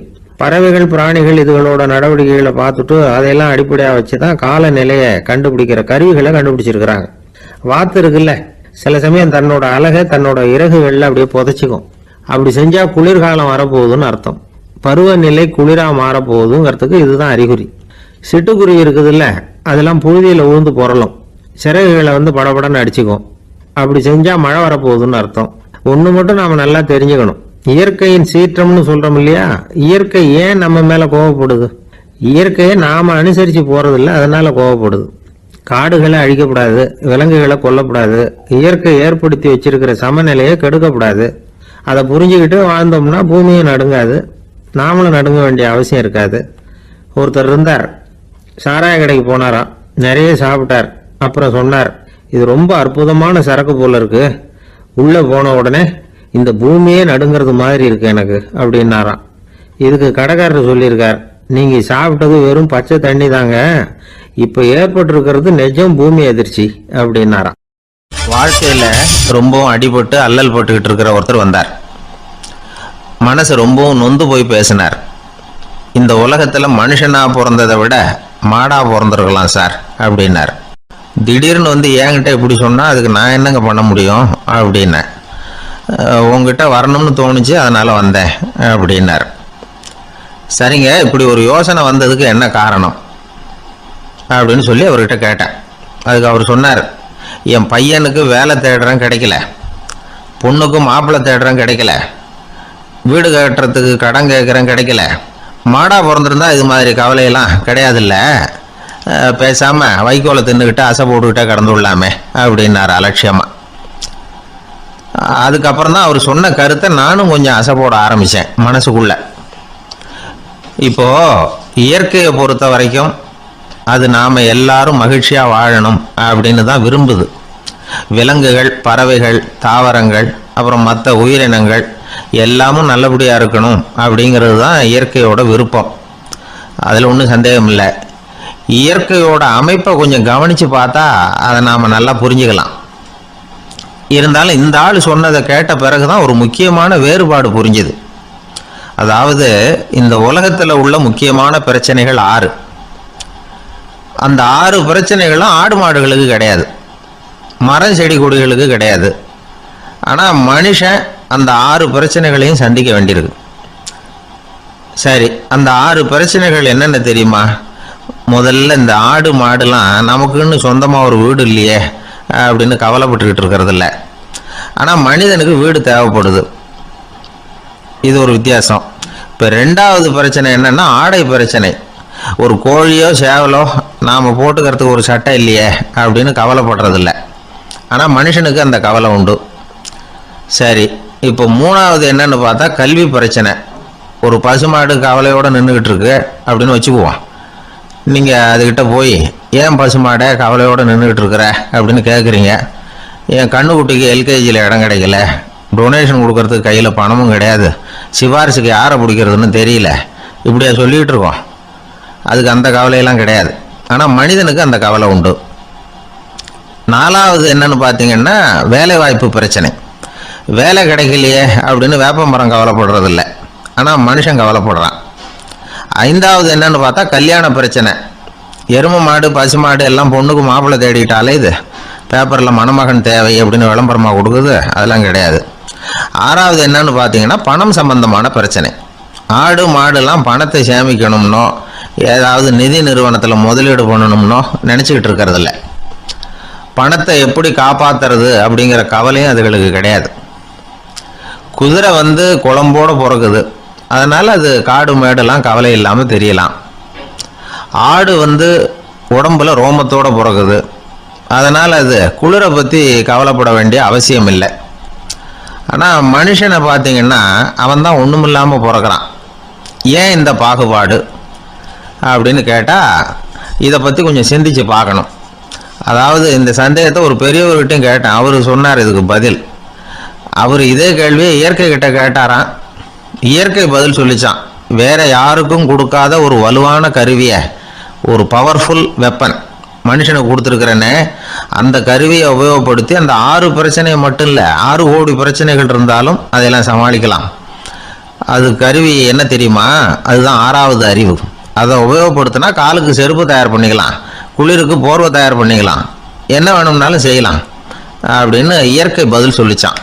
அதனால் நாம் செய்ய வேண்டியது என்னென்னா இயற்கையை முதல்ல சரியாக புரிஞ்சுக்கணும். இயற்கையின் படைப்பையே நாம் சரியாக புரிஞ்சுக்கிறது இல்லையா, அதுதான் வேதனை. இந்த கதையை கேளுங்க. இப்போ நகரத்திலேருந்து ஒரு ஆள் கிராமத்துக்கு வந்தான். அங்கே ஒரு சிறுவன் மாடு மேய்ச்சிக்கிட்டு இருந்தான். நகரத்து ஆள் சொன்னான், எவ்வளோ அழகான பசு, அது சரி இதுக்கெல்லாம் ஏன் கொம்பு இல்லைன்னா. இதுக்கு அந்த பையன் பதில் சொன்னான், பசுமாட்டுக்கு கொம்பு இல்லாததுக்கு பல காரணங்கள் உண்டு. கண்ணுக்குட்டியாக இருந்தால் கொம்பு இருக்காது, பசு வளர்ந்து பெருசானதுக்கு அப்புறம் தான் கொம்பு முளைக்கும், இது ஒரு காரணம். சில சமயம் வளர்கிற கொம்பை எடுத்து விடுறது உண்டு, அது ஒரு காரணம். ஆனால் இதுக்கு ஏன் கொம்பு இல்லைன்னு கேட்குறீங்க, அதுக்கு என்ன காரணம்னா இது பசு இல்லை குதிரை அப்படின்னானா. இன்பம் துன்பம் இது ரெண்டும் சேர்ந்தது தான் வாழ்க்கை. இது எல்லாரும் சொல்லிகிட்டு இருக்கிற ஒரு உண்மை. அது சரி, இது ரெண்டும் வர்றதுக்கு என்ன காரணம்? துறவி ஒருத்தர் யோசிச்சு பார்த்துருக்கார். இன்ப துன்பம் தோன்றுவதற்கு முக்கியமாக 6 காரணங்கள் உண்டு அப்படிங்கிறார் அவர். அது என்னங்கிறத நாமளும் தெரிஞ்சு வச்சுக்குவோமே. இப்போ முதல் காரணம் சுயநலம். ஒரு தாயார் தன்னுடைய சுயநலம் கருதி தன்னுடைய மகன் இன்பமாக இருக்கணும்னு ஆசைப்படுறாங்க. மகனும் அப்படியே ஆசைப்படுறான். அதனால தாயாரின் இன்ப துன்பங்களை பார்த்துட்டு மகனும் இன்ப துன்பம் அடையறான். அந்த அம்மாவுக்கும் அதே நிலைமை தான். ரெண்டாவது காரணம் உறவு. நான் துறவியான பிறகு கூட உறவுங்கிற காரணத்தினால தான் தாயாருடைய சுக துக்கங்களை கண்டு நானும் சுக துக்கம் அடைகிறேன். என் தாயாருடைய நிலைமையும் இதுதான் அப்படிங்கிறார் ஒரு துறவி. மூணாவது காரணம் என்னன்னா அறிமுகம். எனக்கு அறிமுகமான ஒருத்தரை ரயில் நிலையத்தில் சந்திக்கிறேன். அவர் தன்னுடைய பணப்பையை எங்கேயோ தொலைச்சி விட்டு வருத்தப்பட்டுக்கிட்டு இருக்கிறார். நானும் வருத்தப்படுறேன். அந்த சமயத்தில் யாரோ ஒருத்தர் இதுதானே அவங்க பணப்பை அப்படின்னு சொல்லி கொண்டாந்து நீட்டுறார். பணப்பையை தொலைச்சவர் சந்தோஷப்படுறார், நானும் சந்தோஷப்படுறேன். இது அந்த துறவி சொல்கிற அனுபவம். நாலாவது காரணம் என்னன்னா கருணை. எனக்கு முன்னே பின்ன தெரியாத ஒருத்தனை யாரோ ஒருத்தன் அடித்து காயப்படுத்தி போடுறான். கருணை காரணமாக நான் அதுக்காக துக்கப்படுறேன். அஞ்சாவது காரணம் எதையும் நம்புறது. ஒரு பசுமாட்டை ஒரு முரணை அடிச்சுக்கிட்டு இருக்கிறான் அப்படின்னு ஒருத்தர் வந்து நம்மகிட்ட சொல்கிறாருன்னு வைங்க, உடனே நான் துக்கப்படுறேன். இன்னொருத்தர் வந்து அந்த முரணனை போலீஸ்காரங்க பிடிச்சிட்டு போயிட்டாங்கன்னு சொல்லி சொல்கிறாரு, நான் உடனே சந்தோஷப்படுறேன்.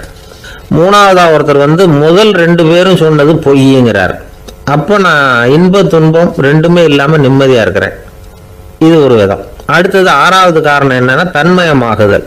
ஒரு நாவல் படிச்சுக்கிட்டு இருக்கிறோம், அதில் வர்ற பாத்திரங்களோட நாம் ஒன்றி போயிடுறோம். அதில் வர்ற பாத்திரங்கள் சிரிச்சுதுன்னா நாமளும் சிரிக்கிறோம், அது அழுதுன்னா நாமளும் அழறோம்.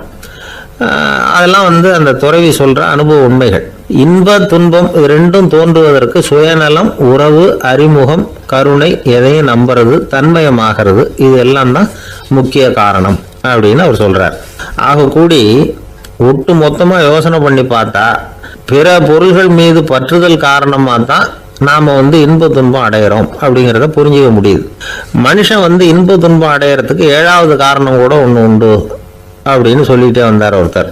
அது என்ன அப்படின்னு கேட்டோம். அதுதான் சார் இந்த நீங்கள் சொல்லிட்டு வர்ற இன்று ஒரு தகவல்னார். எப்படி சொல்கிறீங்கன்னு கேட்டோம். இன்று ஒரு தகவல் கேட்க ஆரம்பிக்கிறப்போ மனசில் இன்பம், ஆரம்பித்த உடனே இது ஏற்கனவே கேட்ட சமாச்சாரமாச்சே அப்படின்னு நினைக்கிறப்போ துன்பம் அப்படின்னு அதுக்கு ஒரு விளக்கம் கொடுத்தார் அவர். ஒரு சராசரி மனிதனுடைய இயல்பு என்ன? இன்பம் வந்தா துள்ளி குதிப்பான், துன்பம் வந்தா சோர்ந்து போய் ஒரு மூலையில உட்காந்துருவான். இவன் தான் சராசரி மனிதன். ஆனா ஒருத்தன் இன்பம் வந்தா அதுக்காக மகிழ்ச்சி அடையறதில்ல, துன்பம் வந்தா அதுக்காக சோர்ந்து போறதில்ல அப்படின்னு வச்சுக்கோங்க. அப்படி இருந்தா அவன் சாதாரண ஆள் கிடையாது. ஒரு ஊர்ல ஒரு ஞானி இருந்தார். அவரை தேடிட்டு ஒரு பெரியவர் வந்தார். ஐயா, ஞானத்துல சிறந்த ஞானம் எது அப்படின்னு கேட்டாராம். இதுக்கு அந்த ஞானி என்ன பதில் சொன்னார் தெரியுமா? இன்பத்தினால மகிழ்ச்சி அடையாமலும் துன்பத்தினால சோர்வு அடையாமலும் இருக்கிறது தான் அந்த ஞானம், பெரிய ஞானம் அப்படின்னாராம். சரி சுவாமி, அப்படிப்பட்ட ஞானம் உங்களுக்கு எப்படி வந்ததுன்னு கேட்டிருக்காரு இவர். அதை நான் ஒரு கழுதைகிட்ட இருந்து கற்றுக்கிட்டேன் அப்படின்னாராம் அவர். இவருக்கு ஒன்றும் புரியல, ஒரு மாதிரியாக முழிச்சிருக்கிறார். இதை அவர் புரிஞ்சுக்கிட்டார். நீங்கள் நாளைக்கு காலையில் நம்முடைய ஆசிரமத்துக்கு வாங்க, புரிய வைக்கிறேன்னாராம். சரின்னு அவர் போயிட்டார். மறுநாள் காலையில் ஆசிரமத்துக்கு வந்து சேர்ந்தார். ஞானி அவரை கூப்பிட்டு உட்கார வச்சார். வாங்க வந்து இப்படி உட்காருங்க, கொஞ்ச நேரத்தில் இந்த வழியாக ஒரு கழுதை போகும், அதை கவனித்து பாருங்கன்னாராம். இவருக்கு இன்னமும் ஒன்றும் புரியாமல் போச்சு, ஒரே குழப்பம். இருந்தாலும் அந்த ஞானி சொன்னது மாதிரியே உட்காந்துருக்கிறார். கொஞ்ச நேரத்தில் இந்த வழியாக ஒரு கழுதை போச்சு. அது முதுக நிறைய அழுக்கு மூட்டைகள், அதை சுமந்துக்கிட்டு போகுது. ஒரு செலவு தொழிலாளி அதை ஓட்டிகிட்டு போகிறார். கொஞ்சம் தூரத்தில் ஒரு ஆறு இருக்குது, அங்கே போய் துணியெல்லாம் சுத்தப்படுத்திக்கிட்டு சாயந்தரமாக திரும்பி இந்த வழியாக வருவாங்க. ஞானி சொன்னது மாதிரியே இந்த பெரியவர் அழுக்கு மூட்டையை சுமந்துக்கிட்டு போகிற அந்த கழுதையை கவனிச்சார். கழுதை போயிட்டுது. அதுக்கப்புறம் ஞானியை திரும்பி பார்த்தார். இப்போ அந்த ஞானி சொன்னார், சாயந்தரம் வரைக்கும் நீங்கள் இங்கேயே இருக்கணும்னார். அதே மாதிரி இவர் இருந்தார். சாயந்தரமாக அந்த ஞானி சொன்னார், ஐயா இப்போ கொஞ்ச நேரத்தில் அந்த கழுதை இந்த வழியாக திரும்பி வரும், அதையும் கவனித்து பாருங்கன்னார். இவரும் கவனித்து பார்க்குறார். கழுதை வந்தது. அது முதுகில் சலவை செய்யப்பட்ட துணி மூட்டை, அது பாட்டுக்கு சுமந்துக்கிட்டு போய்கிட்டு இருக்குது. பெரியவருக்கு ஒன்றும் புரியல, பொறுமை இழந்துட்டார். சரி சுவாமி, இந்த கழுதைக்கும் உங்கள் ஞானத்துக்கும் என்ன சம்பந்தம் அப்படின்னார். இப்போ அந்த ஞானி விளக்கினார். ஐயா, இந்த கழுதை இதே மாதிரி தினமும் காலையில் அழுக்கு மூட்டைகளை சுமந்துக்கிட்டு ஆற்றுக்கு போகுது, மாலையில் வெண்மையான சுத்தமான துணிகளை சுமந்துக்கிட்டு திரும்பி ஊருக்கு போகுது. காலையில் இது போகும்பொழுது முதுகில் அழுக்கு மூட்டைகளை சுமந்துக்கிட்டு போகிறோமேங்கிற வருத்தமும் அதுக்கு கிடையாது. சாயந்தரம் திரும்பி வரும்பொழுது சுத்தமான துணிகளை சுமந்துக்கிட்டு வர்றோமேங்கிற மகிழ்ச்சி அதுக்கு இல்லை. இதை பார்த்து தான் நானும் அது மாதிரி ஞானத்தை கற்றுக்கிட்டேன் அப்படின்னாராம். அதனால யாரு கற்றுக் கொடுக்குறாங்க அப்படிங்கிறத விட எதை கற்றுக்கிறோம் அப்படிங்கிறது தான் முக்கியம். ஒரு சினிமா பார்க்குறோம், ஒரு அருவி கொட்டுறது மாதிரி காட்சி வருது, தண்ணீர் வழியுது. படம் முடிஞ்சதும் பார்த்தீங்கன்னா அந்த திரை என்ன நனைஞ்சு போயா இருக்கும். ஒரு தீப்பிடிச்சு எரியிற காட்சியே சினிமாவில் பார்க்குறீங்க, காட்சி முடிஞ்சதும் அந்த வெண் திரையே கருகி போயா இருக்கும். படத்தில் வர்ற தண்ணீரும் நெருப்பும் அந்த திரையை பாதிக்கிறது இல்லை. நாம் அந்த திரை மாதிரி இருக்கிறதுக்கு கற்றுக்கணுமா. அந்த பக்குவம் வந்துவிட்டதுன்னா இன்பமும் துன்பமும் நம்ம எதுவும் செய்யாது. ஒரு சினிமாவை பார்க்குற வரைக்கும் சிரிக்கலாம், அழலாம். பார்த்துட்டு வெளியில் வரும்பொழுது அழுதுகிட்டே வரக்கூடாது. ஒருத்தர் வந்தார், அப்படி படம் முடிஞ்சு வெளியில் வரும்பொழுது அருவி மாதிரி கண்ணீர் சிந்திக்கிட்டே வரார். ஏன் சார் படம் அவ்வளவு சோகமா அப்படின்னு கேட்டார். இன்னொருத்தர், இல்லை சார் கூட்டம் ரொம்ப குறைச்சல் சார், மொத்தம் படம் பார்க்க வந்தவங்களே 15 பேர் தான் சார் அப்படின்னார் கண்ணீரை தொடச்சிக்கிட்டே. அதுக்கு நீங்க ஏன் சார் அழறீங்கன்னு கேட்டார் அவரு. இந்த படத்தோட தயாரிப்பாளரே நான் தான் சார் அப்படின்னாரா இவர். இந்த உலகத்துல உண்மையாவே வேதாந்தம் பேசுறவங்களும் உண்டு, உள்ளுக்குள்ள வேற மாதிரி இருந்துக்கிட்டு வெளியில வேதாந்தம் பேசுறவங்களும் உண்டு. ஒரு ஆள் இருந்தார், அவரு ஒரு கடை வச்சு வியாபாரம் பண்ணிக்கிட்டு இருந்தார். மகா கஞ்சன், யாருக்கும் எந்த உதவியும் செய்ய மாட்டார். எச்சில் கையென்ன ஈர கையை கூட உதற மாட்டார், அப்படிப்பட்ட மனுஷன். அந்த ஊருக்கு ஒரு முனிவர் வந்துகிட்டு இருந்தார். வருஷத்துக்கு ஒரு தடவை வருவார், ஒரு நாள் 2 நாள் இருப்பார், அப்புறம் போயிடுவார். அந்த முனிவர் வர்றப்போலாம் இந்த ஆள் எழுந்திரிச்சு ஓடி போய் அவரை வரவேற்பான். ரொம்ப பெரிய வேதாந்தி மாதிரி அவர்கிட்ட பேசிக்கிட்டு இருப்பான். காயமே இது பொய், வெறும் காற்றடைத்த பையம்மா, தர்மம் தலைகாக்கும்மா. பணம் என்ன சார் பணம், இன்னைக்கு ஒருத்தங்க கையில் இருக்கும், நாளைக்கு ஒருத்தங்க கையில் இருக்கும், எல்லாம் மாயம். எனக்கு தான் இன்னமும் இந்த சம்சார பந்தத்திலிருந்து விடுபடுறதுக்கு நேரம் வரலேம்மா. அந்த முனிவரும் இந்த ஆள் இப்படி சொல்றத கேட்ட உடனே, ஏப்பா அப்படி சொல்ற, இப்போ கூட நீ சரின்னு சொல்லு, உனக்கு தீட்சை கொடுத்து இதுல இருந்து விடுபடுற ஞானத்தை போதிக்கிறேன் பார். உடனே அந்த ஆள் என்ன சொல்லுவான் தெரியுமா, ஐயோ சாமி இப்போ அது எப்படிங்க முடியும், பிள்ளைங்கள்லாம் சின்ன சிறுசுங்க, அதுகளுக்கெல்லாம் ஒரு கல்யாணம் காட்சின்னு செஞ்சு கடமையை முடிச்சுட்டா நீங்க சொல்றபடி செஞ்சு விடலாமா. சரி, இன்னும் முனிவர் போயிடுவார். அடுத்த வருஷம் வருவார், இவன் வழக்கம் போல வேதாந்தம் பேசுவான். சரி தீட்சை கொடுக்குறேன் வா அம்பார். பேரம்பேத்தியை பார்க்கணும், கோர்ட்டில் கேஸ் ஒன்று இருக்குது, அது முடியணும் அப்படின்னு தயங்க ஆரம்பிச்சிருவான். எல்லாம் சொல்லுவான், ஆனால் குடிக்கிறதுக்கு தண்ணி கூட கொடுக்க மாட்டான். ரொம்ப வருஷம் கழித்து மறுபடியும் ஒரு நாள் அந்த ஊருக்கு முனிவர் வந்தார், இவன் கடைக்கு வந்தார். அப்புறம் அங்கே கல்லாவில் நம்ம ஆள் இல்லை, அவன் புள்ள தான் உட்காந்துருக்கிறான். அப்பாவை போலவே புள்ளையும் எழுந்திரிச்சு ஓடியாந்து முனிவரை வரவேற்றான். அப்பா எங்கன்னு விசாரிச்சார் முனிவர். ஐயோ அதை ஏன் கேட்குறீங்க சாமி, உங்ககிட்ட தீட்சை வாங்கி இந்த சம்சார பந்தத்திலேருந்து விடுதலை பெறணும்னு சொல்லிக்கிட்டே இருப்பார், அது நிறைவேறாமலே போய் சேர்ந்துட்டார். போன மாதம் ஒரு நாள் திடீர்னு நெஞ்சு வலிக்குதுன்னார், அவ்வளோதான் போட்டுன்னு போயிட்டார் அப்படின்னு புலம்புனான் பையன். இதை கேட்டதும் முனிவர் சிரிச்சாரான். அவன் எங்கடா போவான், உன் அப்பா எங்கேயும் போகல, இதோ வாழை ஆட்டிக்கிட்டு உன் காலடியிலே இருந்துகிட்டு இருக்கான் பார் அப்படின்னு சொல்லி அங்கே நின்றுக்கிட்டு இருந்த ஒரு நாயை சுட்டி காட்டினாரான்.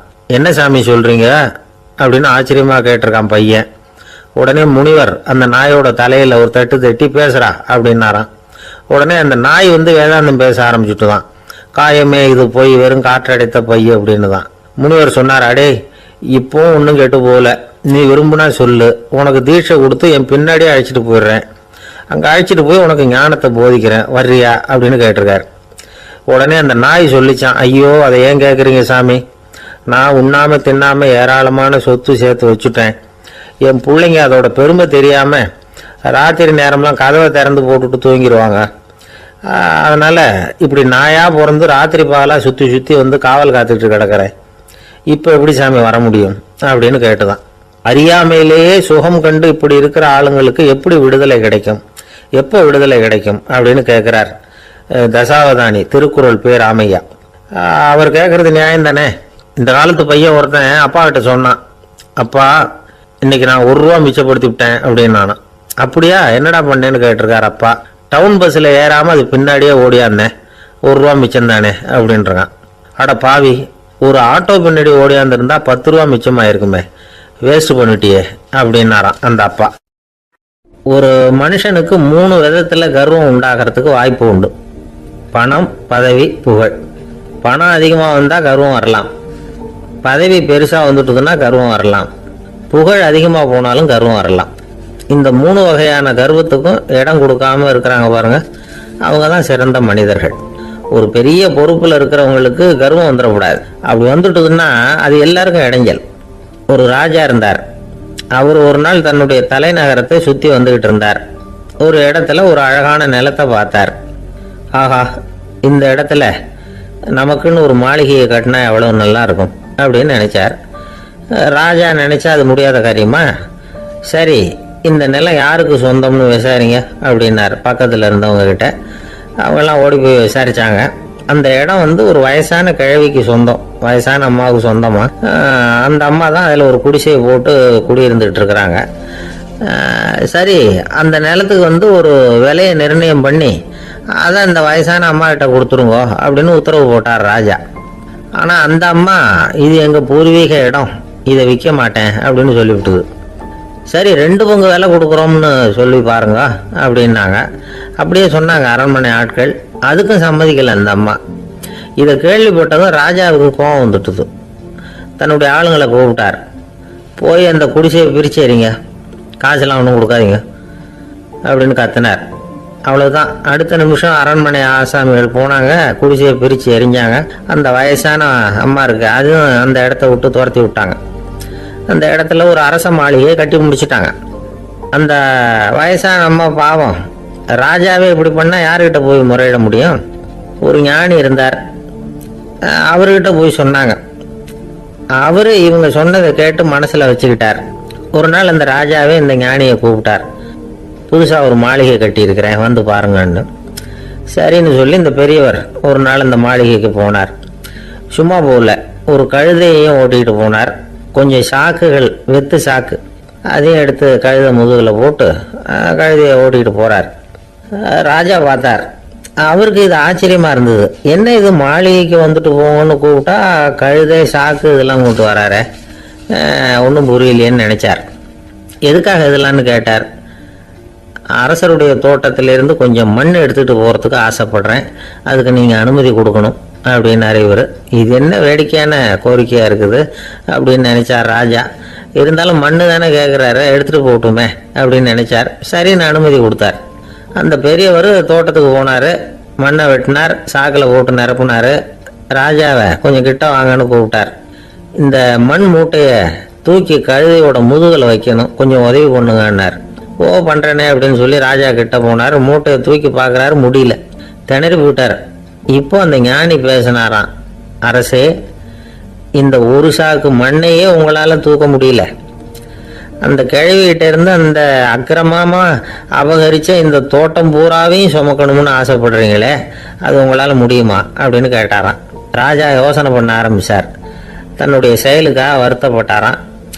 அந்த வயசான அம்மாவை உடனடியாக வரவழைச்சார். தாயே, தப்பு பண்ணிட்டேன், என்னை மன்னிச்சுக்குங்க, இன்னையிலேருந்து இந்த மாளிகையும் தோட்டமும் உங்களுக்கு தான் சொந்தம் அப்படின்னு சொல்லிவிட்டாராம். போகிறப்ப இந்த உலகத்திலேருந்து எண்ணத்தை எடுத்துகிட்டு போக போகிறோம், அதனால் ரொம்பவும் அலட்டிக்க வேண்டியதில்லை, கர்வப்பட வேண்டியதில்லை அப்படிங்கிறது ஒரு பெரிய உபதேசம்.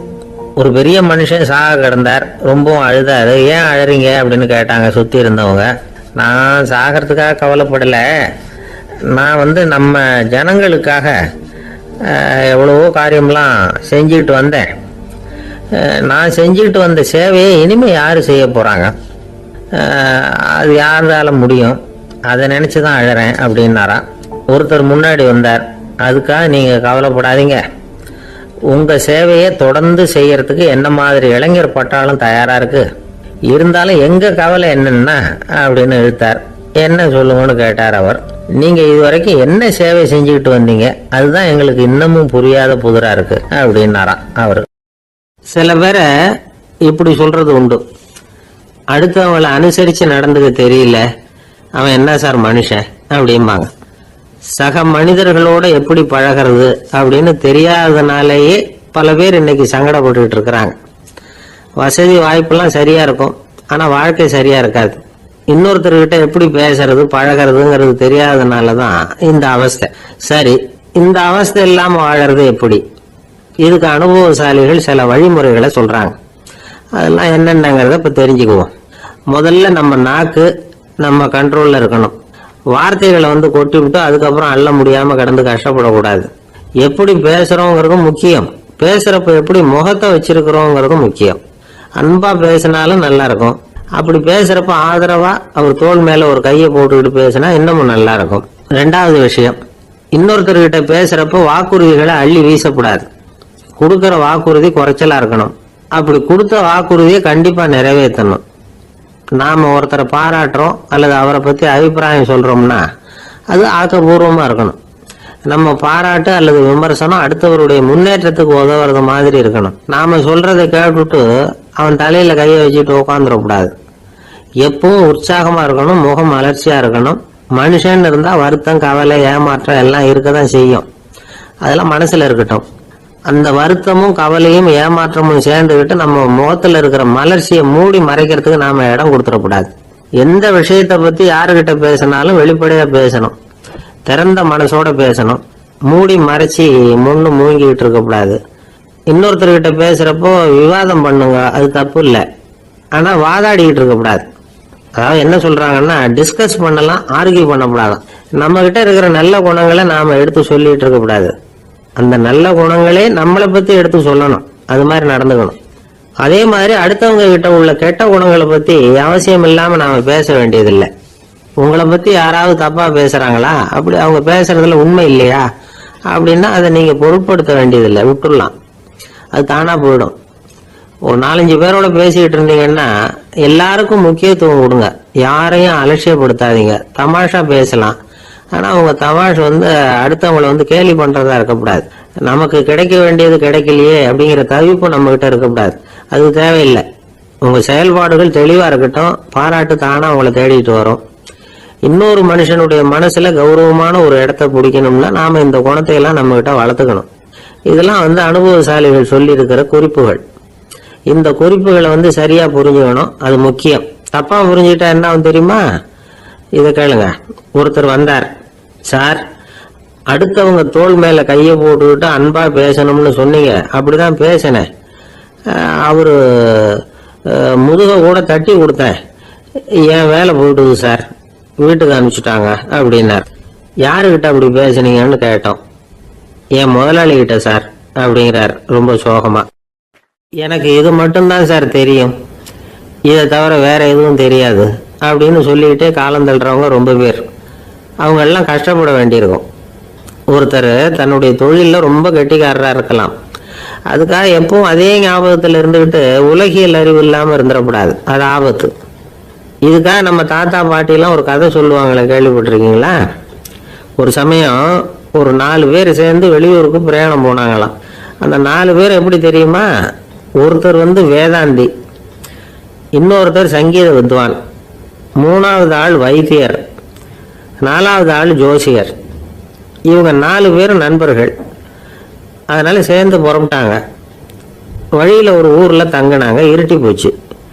அதனால இன்னைக்கு ராத்திரி இங்கேயே தங்கி இருந்துட்டு நாளைக்கு புறப்படலாம் அப்படின்னு தீர்மானம் பண்ணாங்க. சாப்பாட்டுக்கு என்ன பண்ணுறது? அங்கேயே கடத்தெருவுக்கு போய் சாமான்லாம் வாங்கியாந்து சமைச்சு சாப்பிட்லாம்னு முடிவு பண்ணாங்க. 4 பேர் இருக்கிறதுனால ஆளுக்கு ஒரு காரியமாக செய்யலாம் அப்படின்னு வேலையை பிரிச்சுக்கிட்டாங்க. வைத்தியர் கரிகாய் வாங்க போனார். வேதாந்தி எண்ணெய் வாங்க போனார். ஜோசியர் பலசரக்கு வாங்க போனார். சங்கீத வித்வானுக்கு சமைக்கிற வேலை. எல்லாம் சரி. ஆனால் நடந்தது என்ன தெரியுமா? கடைத்தெருவுக்கு காய்கறி வாங்க போனார்ல வைத்தியர். அங்கே போய் மார்க்கெட்டில் பார்த்தார். ஒவ்வொரு கரிகாயாக எடுத்து பார்த்தார். இது பித்தம், உடம்புக்கு ஒத்துக்காது. இது வாயு, உடம்பு ஒத்துக்காது அப்படின்னு ஒவ்வொன்றா தள்ளினார். கடைசியில் ஒன்றுமே தேரல. வெறுங்கையோட திரும்பி வந்துகிட்டு இருக்கிறார். எண்ணெய் வாங்க போனார வேதாந்தி. அவர் ஒரு தொன்னையில் எண்ணெயை வாங்கினார். பேசாமல் அதை எடுத்துகிட்டு வர வேண்டியது தானே, முடியல. அவருடைய வேதாந்த மூளை சிந்திக்க ஆரம்பிச்சுட்டுது. இந்த தொன்னைக்கு எண்ணெய் ஆதாரமா அல்லது எண்ணெய்க்கு தொன்னை ஆதாரமா அப்படிங்கிற ஆராய்ச்சியில் இறங்கினார். என்னாச்சு தெரியுமா? அப்படி கவுத்து பார்த்தார். வாங்கின எண்ணெய் பூராவையும் வழியில் கொட்டிவிட்டு வெறும் தொண்டையோடு சேர்ந்தார். பலசரக்கு வாங்க போனார் ஜோசியர். அவர் ஒரு வழியில் பார்த்தாரு. வழியில் வந்தவங்களெல்லாம் அங்கங்கே ஒரு மரத்தடியில் உட்கார வச்சு அவங்களுக்கெல்லாம் ஆர்வம் சொல்ல ஆரம்பிச்சிட்டார். அப்படி ஒவ்வொருத்தராக சொல்லி முடிச்சுட்டு கடத்தருக்கு போய் சேர்ந்தார். இவர் அங்கே போய் சேர்றதுக்குள்ளே ரொம்ப நேரம் ஆகிட்டுது. கடையெல்லாம் பூட்டிவிட்டு போயிட்டாங்க. என்ன செய்யறது? அவரும் வெறுங்கையோட திரும்பி சேர்ந்தார். சரி, இவங்க கதை தான் இப்படி ஆச்சு. அங்கே சமைக்கிறதுக்காக உட்காந்துருந்தார் சங்கீத வித்வான். அவரு கதை என்னாச்சு தெரியுமா? அங்கே அவர் அடுப்பை பற்ற வச்சு ஒலையை கொதிக்க வச்சார். அதாவது ஒரு பானையில் தண்ணியை ஊற்றி அடுப்பில் வச்சார். அது கொதிக்க ஆரம்பிச்சது. தண்ணி கொதிக்கிற சத்தம் இருக்குதுல்ல, அது இவருக்கு தாளம் போடுறது மாதிரி இருந்தது.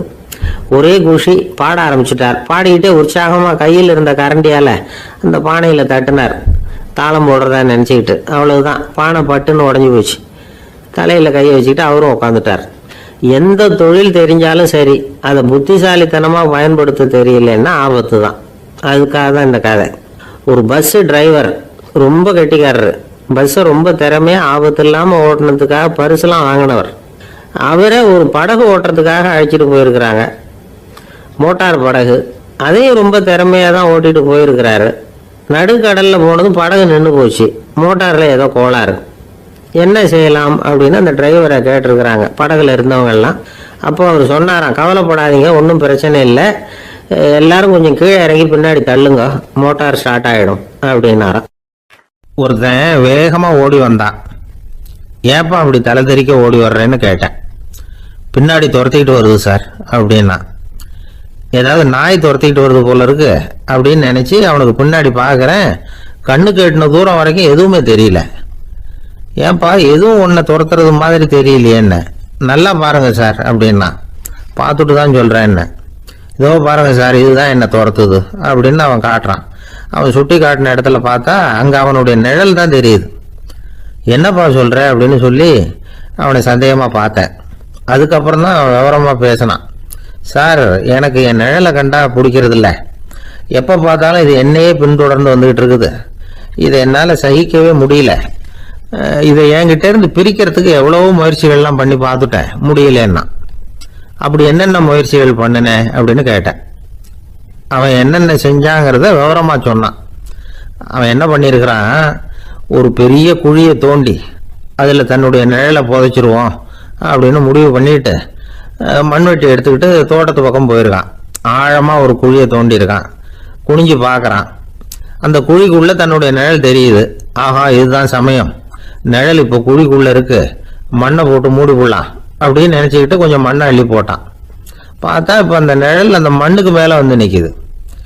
இது ஏதுடா ரொம்ப போச்சு அப்படின்னு அவசரமாக மண்ணை வாரி போட்டு மூடி பார்க்குறான். குழி பூராவும் மூடி விட்டு பார்க்குறான். மறுபடியும் நிழல் மேலே வந்து உட்காந்துக்கிட்டு இருக்குது. சரி, இதை குழியில் புதைக்க முடியாது அப்படின்னு முடிவு பண்ணிட்டு இதை இங்கேயே இப்படியே விட்டுட்டு ஒரே ஓட்டமாக ஓடி போடுவோம் அப்படின்னு நினச்சி எடுத்தான் ஓட்டம். அது காலை நேரம். இவன் மேற்க நோக்கி ஓடிக்கிட்டு இருக்கிறான். ஓடி ஓடி பார்க்குறான், நிழல் இவனை விட வேகமாக இவனுக்கு முன்னாடி ஓடிக்கிட்டு இருக்கு. சரி, திரும்பி ஓடி பார்ப்போம் அப்படின்னு நினச்சிக்கிட்டு அப்படியே சடார்னு திரும்பி ஓட ஆரம்பித்தான். பார்த்தான், அப்பாடா நிழலை காணலை. கொஞ்சம் தூரம் ஓடி ஒரு இடத்துல நின்று அப்படியே சாவகாசமாக திரும்பி பார்க்குறான். பின்னாடி நின்றுக்கிட்டு இருக்குது நிழல். இப்படி ஓடி வந்து தான் இங்கே நம்ம முன்னாடி நின்று தன்னுடைய அவஸ்தையை சொல்லிகிட்டு இருக்கிறான். இந்த நிழலை துரத்துறது அல்லது வெட்டி விடுறது, இதுக்கு ஏதாவது வழி இருக்கா சொல்லுங்க சார் அப்படிங்கிறான். நமக்கு ஒன்றும் புரியல. அந்த நேரம் பார்த்து ஒரு பெரியவர் வந்தார். அவர்கிட்ட யோசனை கேட்டோம், என்ன செய்யலாம்னு. அவர் சொன்னார், இந்த பாருப்பா, நீ அங்கேயும் எங்கேயும் ஓடாத, அப்படியே கீழே படுத்துக்கொண்டார். அது நல்ல உச்சி வேலை. அவன் அப்படியே கீழே படுத்துக்கிட்டான். இப்போ அப்படி இப்படின்னு திரும்பி பார்க்குறான், நிழலை காணலை. அவன் இப்போ தான் நிம்மதியாக இருந்தான். இப்போ அந்த பெரியவர் சொன்னார், எல்லா மனிதர்களுமே இப்படி தான் ஓடிட்டு இருக்கிறாங்க. நான் எனது அப்படிங்கிற ஆணவம் தான் அவங்கள துரத்திக்கிட்டு இருக்கு. அதை விட்டுட்டு ஓடணும்னு நினைச்சாலும் அது முன்னாடி வந்து நிற்கிது. பரம்பொருளை நோக்கி ஓடுறப்போ இந்த ஆணவம் பின்னாடி வந்து விடுது. பரிபூர்ண சரணாகதிங்கிற நிலையில அது முழுசுமா மறைஞ்சு விடுது. தன்னை உணர்கிற வேலை அது. அந்த நேரம் மனிதனுக்கு விடுதலை உணர்வு ஏற்படுகிற நேரம் அது. அப்படிப்பட்ட சுதந்திர மனிதர்களாக எல்லாரும் மாறி போயிட்டாங்கன்னா இந்த உலகமே இன்பமயம் அப்படின்னு ஒரு விளக்கம் கொடுத்தார் பெரியவர். நம்மால் ஒருத்தர் வேகமாக ஓடி வந்துகிட்டு இருந்தான். ஏன்டா அப்படி ஓடி வர்ற அப்படின்னு கேட்டார் எதிரில் வந்தவர். ஆசை துரத்துது, அதுதான் ஓடி வர்றேன்னா. உனக்கு என்ன ஆசைன்னு கேட்டார். எனக்கு ஒன்றும் ஆசை இல்லைங்க, என்னை எப்படியாவது பிடிச்சுடணும்னு போலீஸ்காரங்களுக்கு ஆசை. அந்த ஆசை இப்போ என்னை துரத்தி பின்னாடி வந்துகிட்டு இருக்குது. அதுதான் தப்பிச்சு வந்துகிட்டு இருக்கிறேன். குறுக்க நிற்காதீங்க சார், வழியை விடுங்க அப்படின்னு சொல்லிவிட்டு வேகமாக ஓடி மறைஞ்சான். ஒரு ஊரில் ஒரு கோயில் இருந்தது. ரொம்ப பழைய கோயில். உள்ளே போகிறதுக்கே பயமாக இருக்கும். எந்த நேரத்தில் இடிஞ்சு விழுந்துருமோ அப்படிங்கிற பயம். அப்படி இருந்ததுனால யாரும் துணிஞ்சு சாமி கும்பிடுறதுக்கு அங்கே போகிறதில்ல. கோயிலுக்கு வர்ற கூட்டம் கொஞ்சம் கொஞ்சமா குறைய ஆரம்பிச்சுட்டுது. கோயில் நிர்வாகிகள் எல்லாரும் கூடி உட்காந்து பேசினாங்க. என்ன பண்ணலாம்னு யோசனை பண்ணாங்க. எந்த இடம் மோசமா இருக்கோ அந்த இடத்த பழுது பார்த்தாங்க. அங்க எங்க வர்ணத்தை பூசி கொஞ்சம் அழகுபடுத்தி பார்த்தாங்க. ஏதோ இந்த ஊர்ல கோயில்னு ஒண்ணு இருக்கு, அது மக்களுக்கு தெரியணும் அப்படிங்கிறதுக்காகத்தான் இப்படிலாம் பண்ணாங்க. இருந்தாலும் கோவில் இருக்கிற நிலைமை மக்களுக்கு தெரியும். அதனால அங்க வர்றது குறைச்சிக்கிட்டாங்க அவங்க. ஒரு கட்டத்துல யாருமே வர்றதில்லை. நிலைமை அந்த அளவுக்கு ஆயிட்டுது. மறுபடியும் கோவில் நிர்வாகிகள் கூட்டம் நடந்தது. இந்த கூட்டம் கூட கோயிலுக்கு உள்ள நடக்கல, இடிஞ்சு விழுந்துருமோங்கிற பயம். அதனால வெளியில தான் உட்காந்து கூட்டத்தை நடத்தினாங்க. ஏன்னா உள்ள போறதுக்கு அவங்களுக்கும் துணிச்சல் கிடையாது. எந்த நேரமும் விழுந்துரும் போல இருந்தது. அது வழியா போறவங்க கூட வேகமா அந்த இடத்த கடந்து போக ஆரம்பிச்சுட்டாங்க. கோவில் நிர்வாகிகள் வெளியில உட்காந்து கூட்டம் போட்டாங்க இல்லையா, அந்த கூட்டத்துல 4 தீர்மானங்களை நிறைவேற்றினாங்க. அது என்ன 4 தீர்மானம்னா, முதல் தீர்மானம், இந்த கோவிலை இடிப்பது அப்படிங்கிற முடிவை இந்த கமிட்டி மிகவும் வருத்தத்துடன் ஏற்றுக்கொள்ளுகிறது அப்படின்னு நிறைவேற்றினாங்க. இதுக்கு பதிலா இன்னொரு கோவிலை உடனடியாக கட்டி முடிச்சுடணுங்கிறது 2வது தீர்மானம். 3வது தீர்மானம் என்ன தெரியுமா? பழைய கோவிலின் கதவுகள், அதிலிருந்து பிரிச்சு எடுக்கிற செங்கல், இதையே புது கோவில் கட்டுவதற்கு பயன்படுத்தி கொள்ள வேண்டியது. பழைய கோவில் இருந்த மாதிரியே அதே வடிவத்துல புது கோவிலையும் கட்ட வேண்டியது. பழைய கோவிலின் அஸ்திவாரத்தை அப்படியே வச்சுக்கிட்டு அதுக்கு மேல நாம கோயிலை கட்டிக்க வேண்டியது. இதுதான் 3வது தீர்மானம். இதையும் கமிட்டி முழு மனசோட ஏத்துக்கிட்டது. இது வரைக்கும் சரி. இப்ப அந்த கமிட்டி 4வதா ஒரு முக்கியமான தீர்மானத்தை கொண்டுகிட்டு வந்து அதையும் ஏகமனதா நிறைவேற்றி விட்டது. அது என்ன தீர்மானம்னா, புதிய கோவில் கட்டி முடிக்கிற வரைக்கும் பழைய கோவிலை இடிக்கிறதில்லை அப்படிங்கிற தீர்மானம். எப்படி இருக்குது பாருங்க இது. பழசை இடிக்காத வரையில அதே இடத்துல புதுசா எப்படி கட்ட முடியும்? பல விஷயங்கள்ல நாம நடந்துகிற முறையும் இப்படிதான் இருக்குதான். வாழ்க்கையில முன்னேறணும்னு ஆசைப்படுவோம். அதே நேரத்துல அந்த முன்னேற்றத்துக்கு எது தடையா இருக்கோ அதை விட்டு விடுறதுக்கும் மனசு வராது. வெளிநாட்டுல ஒரு பெரிய விருந்து நடந்துகிட்டு இருந்துதான். எல்லாரும் மது கோப்பையும் கையுமா அலைஞ்சுகிட்டு இருக்கிறாங்க. ஒருத்தர் மட்டும் கையில எதுவும் இல்லாம ரொம்ப நல்ல பிள்ளையா சாதுவா ஒரு ஓரமா தனியா உட்கார்ந்துருக்கிறார். அவர்கிட்ட நெருங்கி வாங்க மது சாப்பிடலாம் அப்படின்னு கூப்பிட்டாங்களாம். என்ன வற்புறுத்தாதீங்க, நான் என் மனசுக்குள்ள உறுதியா தீர்மானம் பண்ணிவிட்டேன் அப்படின்னாராம். என்ன தீர்மானம் பண்ணிருக்கீங்க அப்படின்னு கேட்டிருக்காங்க. ஏற்கனவே முழு போதையில் இருக்கும் பொழுது மறுபடியும் மது கோப்பையை தொடறதில்லை அப்படின்னு தீர்மானம் பண்ணிருக்கேன் அப்படின்னாராம். ஒரு பள்ளிக்கூடம், அதுல வசதியான வீட்டுக்குள்ள ஒருத்தன் படிச்சுக்கிட்டு இருந்தான். இன்னொரு ஏழை பையனும் அங்க படிச்சுக்கிட்டு இருக்கிறான். இவங்க 2 பேரும் ஒரே தெருவில் தான் இருக்கிறாங்க. பணக்கார வீட்டு பையன் பங்களாவில் இருந்தான். அவனுக்கு வேலை செய்யறதுக்காக சில வேலை ஆட்கள் உண்டு. அதனால அவன் நல்லா சாப்பிடுவான், தூங்குவான். ஏதோ வரணுமேங்கிறதுக்காக பள்ளிக்கூடத்துக்கு வருவான், போவான், அவ்வளவுதான். இந்த ஏழை பையன் இருக்கானே, அவன் அப்படி இல்லை. காலையில எழுந்திருப்பான், உடற்பயிற்சி பண்ணுவான், அவங்க வீட்டுல கிடைக்கிற சாதாரண உணவு அதை அளவோட சாப்பிடுவான், வீட்டுல உள்ள வேலைகளையும் செய்வான், பள்ளிக்கும் தவறாம வந்துருவான். அவனுக்கு கூட பிறந்த சகோதர சகோதரிகள் 8 பேர். எல்லாரும் தன்னம்பிக்கையோட அவங்க வேலையை செஞ்சுக்கிட்டு இருந்தாங்க. இந்த பையன் எப்பவும் உண்மையதான் பேசுவான், கடமையை ஒழுங்கா செய்வான். ஆசிரியர்களுக்கு இவனை ரொம்ப பிடிக்கும். அதனால இவன் அந்த பள்ளிக்கூடத்து மாணவர் தலைவனா ஆக்கியிருந்தாங்க. இது அந்த பெரிய இடத்து பையனுக்கு பிடிக்கல. மாணவர் தலைவனுக்கு பணிஞ்சு போறதுக்கும் அவனுக்கு விருப்பம் இல்லை. ஒரு நாள் வகுப்புல ஆசிரியர் எல்லா மாணவர்களுக்கும் ஒரு வேலை கொடுத்தார். எல்லாரும் அதை சுறுசுறுப்பா செஞ்சுக்கிட்டு இருக்கிறாங்க. இவன் மட்டும் சோம்பலா உட்காந்துருக்கிறான். ஆசிரியர் அந்த பக்கமா வந்தார். இதை பார்த்துட்டார். உடனே மாணவர் தலைவனா இருக்கிற அந்த ஏழை பையனை கூப்பிட்டார். இந்த பாருப்பா, ஏன் அந்த பையன் இப்படி சும்மா உட்காந்துருக்கிறான், என்னன்னு விசாரிச்சு சொல்லு அப்படின்னு சொல்லிட்டு உள்ள போயிட்டார். இவன் மெதுவா போய் அவன்கிட்ட விசாரிச்சான், ஏன் இப்படி சோர்ந்து போய் உட்காந்துருக்கிற அப்படின்னு. அவன் ரொம்ப அலட்சியமா அவனை திரும்பி பார்க்கறான். என்னோட சிரமம் உனக்கு என்ன தெரியும்? வீட்டுல என்னுடைய சௌகரியங்களை கவனிக்கிற வேலையாட்கள் 2 பேரும் இன்னைக்கு வேலைக்கு வரல. அதனால என்னோட வேலையெல்லாம் நானே கவனிக்கிற மாதிரி ஆயிட்டுது. அதனால சோர்ந்து போயிட்டேன் அப்படின்னு நானு. அப்புறம் கேட்டிருக்கான், அது சரி, உன்னுடைய வீட்டுல உன்னுடைய வேலைக்காரங்க வராத போது நீ எப்படி சமாளிக்கிற அப்படின்னு கிண்டலா கேட்டிருக்கான். அதாவது இவன் ஏழைங்கிறதையும் இவன் வீட்டுல வேலை செய்யறதுக்கு யாரும் இல்லைங்கிறதையும் இப்படி சொல்லி கிண்டல் பண்றான். இந்த ஏழை பையனுக்கு இது புரிஞ்சுது. மனசு வேதனை போட்டுது. இருந்தாலும் வெளியில காட்டிக்காம சிரிச்சுக்கிட்டே சொன்னானா, எனக்கு அந்த கவலையே கிடையாது. என்னுடைய உதவிக்கு நான் நினைச்ச உடனே என்னுடைய காரியத்தை செய்யறதுக்கு 8 பேர் எப்பவும் தயாரா இருப்பாங்க அப்படின்னு நான். இவன் இப்படி சொன்னதும் அவனுக்கு ஒரு மாதிரி ஆயிட்டுதான். தலையை குனிஞ்சுக்கிட்டே போயிட்டான். உள்ளே உட்கார்ந்துருந்த ஆசிரியர் காதுல இது விழுந்தது. உடனே இந்த ஏழை பையனை உள்ள கூப்பிட்டு போனாரு, கேட்டாரு, என்னப்பா அப்படி சொல்ற? இவன் பொய் சொல்ல மாட்டாங்கிறது அவருக்கு தெரியும். அவனை சமாளிக்கிறதுக்காக இப்படி ஒரு பொய்யை சொல்லியிருப்பாங்கிறதையும் அவரால் ஏற்றுக்க முடியல. ஏன்பா நீ நினைக்கிற காரியத்தை செய்ய 8 பேர் தயாரா இருக்கிறதா சொன்னிய, உன்னுடைய சகோதர சகோதரிகளை குறிப்பிட்டு அப்படி சொன்னியா அப்படின்னு கேட்டார். இல்லைங்க ஐயா, நான் அவங்கள குறிப்பிட்டு அப்படி சொல்லலைன்னா. அப்படின்னா பொய் சொன்னியா? இந்த சின்ன விஷயத்துக்கு அப்படி பொய் சொல்லலாமான்னார். ஐயா நான் பொய்யும் சொல்லலைன்னா. இவன் அப்படின்னா நீ சொன்னதுக்கு என்ன அர்த்தம்னார். இப்ப அந்த பையன் சொல்றான், ஐயா நான் நினைக்கிறத செய்து முடிக்க என் கூட இருக்கிற அந்த 8 பேர் யாருன்னா 2 காலு 2 கை வாய் மூக்கு கண்ணு காது ஆக மொத்தம் 8. இவங்க தான் அந்த வேலை ஆட்கள். நான் சொல்றதை செய்யறதுக்கு, நான் சொல்றதை கேட்கறதுக்கும் செய்யறதுக்கும் அவங்க எப்பவும் தயாரா இருக்காங்க. அந்த அளவுக்கு என்னுடைய பயிற்சிகள் பழக்க வழக்கங்கள் மூலமா அவங்கள நல்ல நிலைமையில வச்சிருக்கிறேன் அப்படின்னா. இந்த கதையை சுவாமி சின்மயானந்தர் சொல்றது வழக்கம். இயற்கை நமக்கு கொடுத்திருக்கிற வேலை ஆட்கள் இந்த 8. இவங்களை நல்ல முறையில வச்சிருந்து வேலை வாங்க வேண்டியது நம்முடைய கடமை. அந்த கடமையை ஒழுங்கா செஞ்சுக்கிட்டு வந்தா வாழ்க்கையில வெற்றி நிச்சயம், இல்லைன்னா குழப்பம்தான். புத்தி சரியா இல்லைன்னா இந்த வேலையாட்கள் நாம சொல்றத கேட்க மாட்டாங்க. ஒருத்தன் குடி போதையில தள்ளாடி தள்ளாடி போய் ஒரு மரத்துல முட்டிக்கிட்டானா. தலையில கட்டு போட்டுக்கிட்டு மறுநாள் வந்திருக்கான். ஏன்டா அப்படி பண்றேன்னு கேட்டிருக்காங்க. நான் ஒதுங்கி போன்னு தான் சொன்னேன், அது கேட்கல அப்படின்றான். எது கேட்கல? உன்னோட காலா அப்படின்னு கேட்டிருக்காங்க. இல்லைங்க அந்த மரம் அப்படின்னு நானா. கத்தியை தீட்டாதே புத்தியை தீட்டு அப்படின்னு ஒரு பெரியவர் புத்தி சொன்னார்.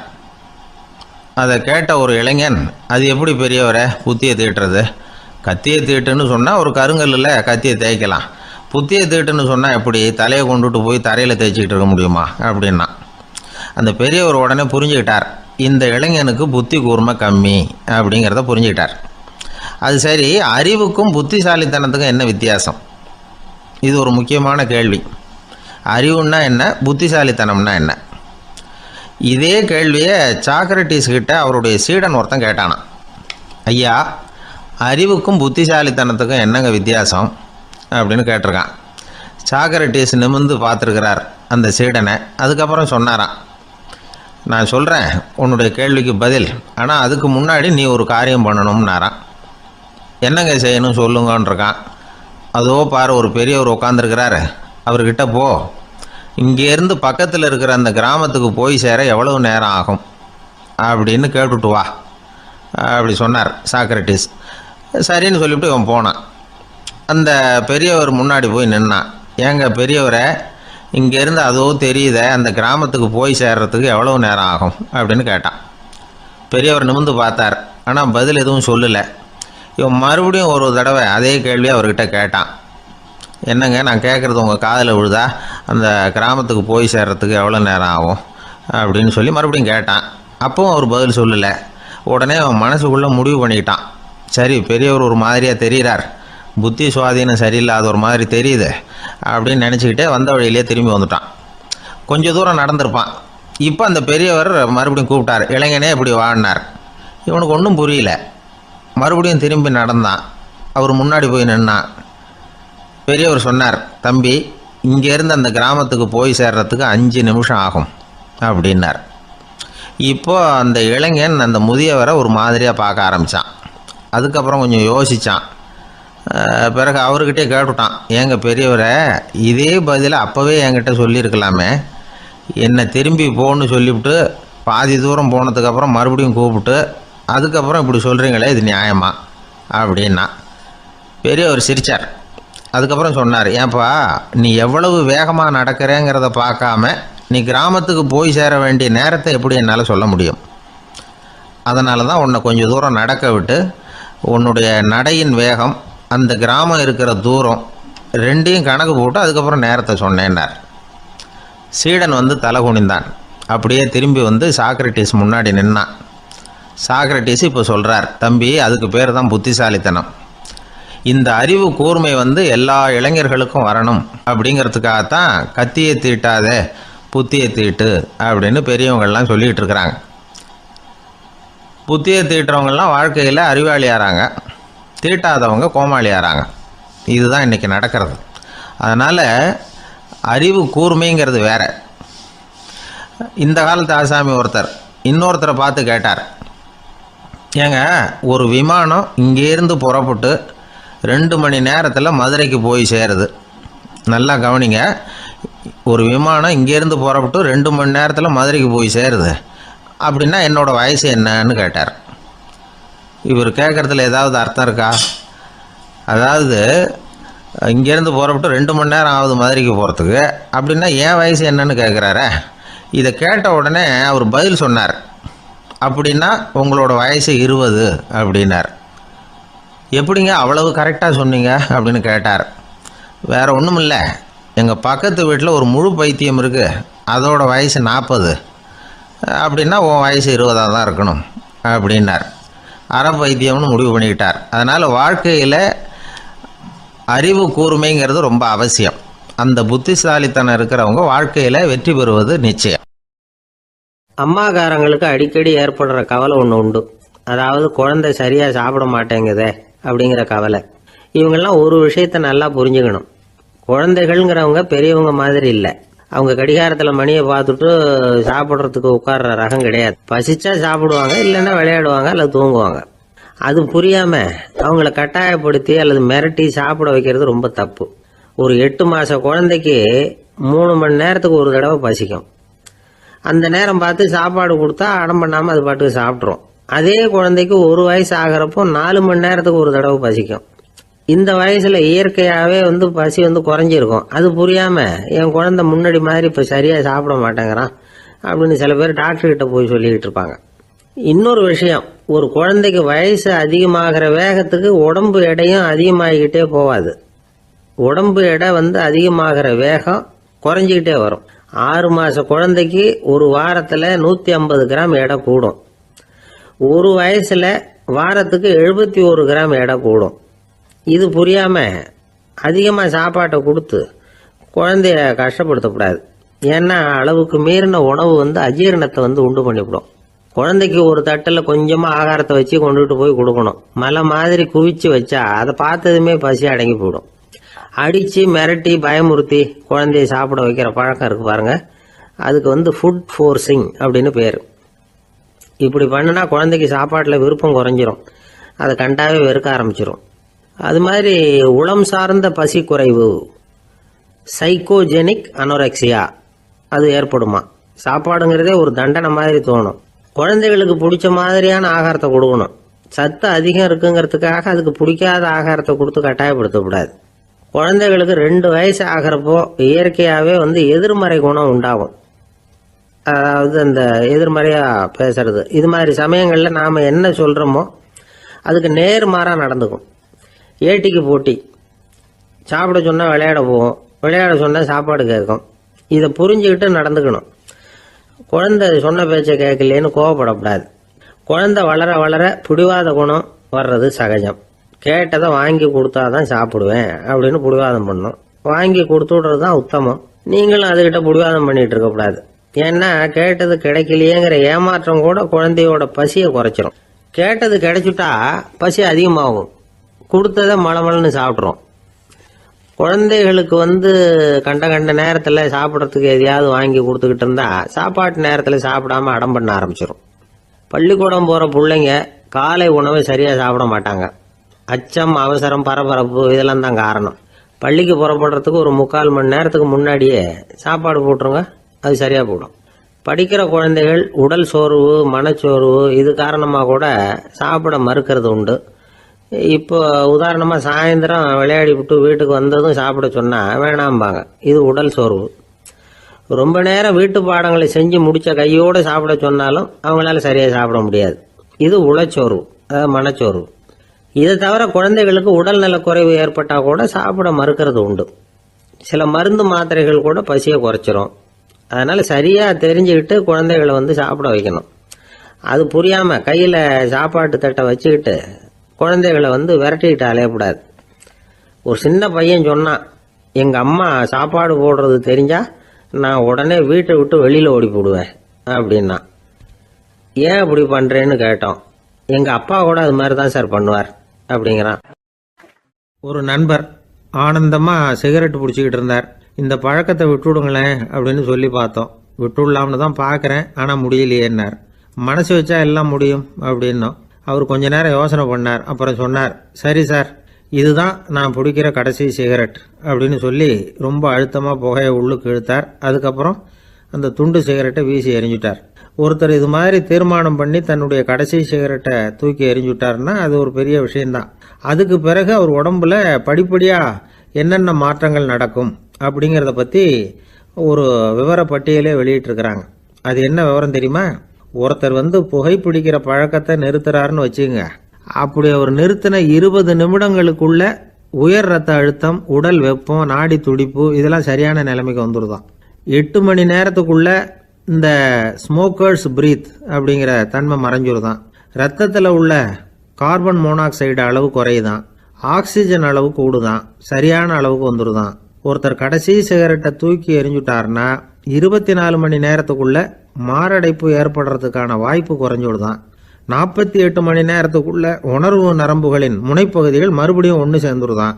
அதனால நாக்கு சுவை உணர்வு, மூக்கின் முகரும் சக்தி இதெல்லாம் மேம்படுதான், நல்ல நிலைமைக்கு வந்துடுதான். சிகரெட்டை நிறுத்தின 3 நாளுக்குள்ள மூச்சு விடுறது சுலபமாயிடுதான். இப்படி அவங்க பட்டியல் நிறைய சொல்றாங்க. 2 அல்லது 3 மாசத்துக்குள்ள என்ன ஆகும் தெரியுமா? ரத்த ஓட்டம் மேம்படுது, நடக்கிறது சுலபமாயிடுது. நுரையீரல் கொள்ளளவு 30% அதிகரிக்குது. 1லிருந்து 9 மாசத்துக்குள்ள சுவாச குறைபாடுகள் நீங்குது. நுரையீரலில் இருக்கக்கூடிய இந்த அசுத்தம் வடிகட்டும் திசுக்கள் சரியா வேலை செய்ய ஆரம்பிச்சிருது. 1 வருஷத்துக்குள்ள இந்த இதய அழுத்த நோய்க்கான வாய்ப்பு பாதியாக குறைஞ்சிருது. இந்த சிகரெட்டை நிறுத்தின 5 வருஷத்துக்குள்ள ஒரு நாளைக்கு 1 பாக்கெட் சிகரெட் பிடிக்கிறவர்களில் நுரையீரல் புற்றுநோயினால சாகிறவர்கள் எண்ணிக்கை பாதியாக குறைஞ்சிருது. புற்றுநோய் செல்கள் சீரமைக்கப்படுது. ஆக ஒருத்தர் புகைக்கிறத விட்டுணும்னு தீர்மானம் பண்ணி தன் கையில் இருக்கிற சிகரெட்டை இதுதான் கடைசின்னு சொல்லி தூக்கி எறிஞ்சுட்டா அதுக்கப்புறம் படிப்படியாக இவ்வளவு நன்மைகளும் மாற்றங்களும் ஏற்படுறதாக இந்த அமெரிக்கன் கேன்சர் சொசைட்டி தெரிவிச்சிருக்குது. அதனால புகைப்பழக்கம் உள்ளவங்க இதையெல்லாம் கொஞ்சம் யோசிச்சு பார்த்து அந்த பழக்கத்தை விட்டு விடுறது ரொம்ப நல்லது. ஆனால் அதையெல்லாம் நாம் சொன்னால் யார் கேட்குறாங்க? என்னுடைய நண்பர் ஒருத்தர் புகைப்பழக்கம் உள்ளவர். அவர் என்கிட்ட சொன்னார், சார், சிகரெட் பிடிக்கிற பழக்கத்தை விட்டு விடுறது என்னை பொறுத்த வரைக்கும் ஒன்றும் பெரிய கஷ்டமான செயல் இல்லை, அது ரொம்ப சுலபம் அப்படின்னார். எப்படி சொல்கிறீங்கன்னு கேட்டேன்.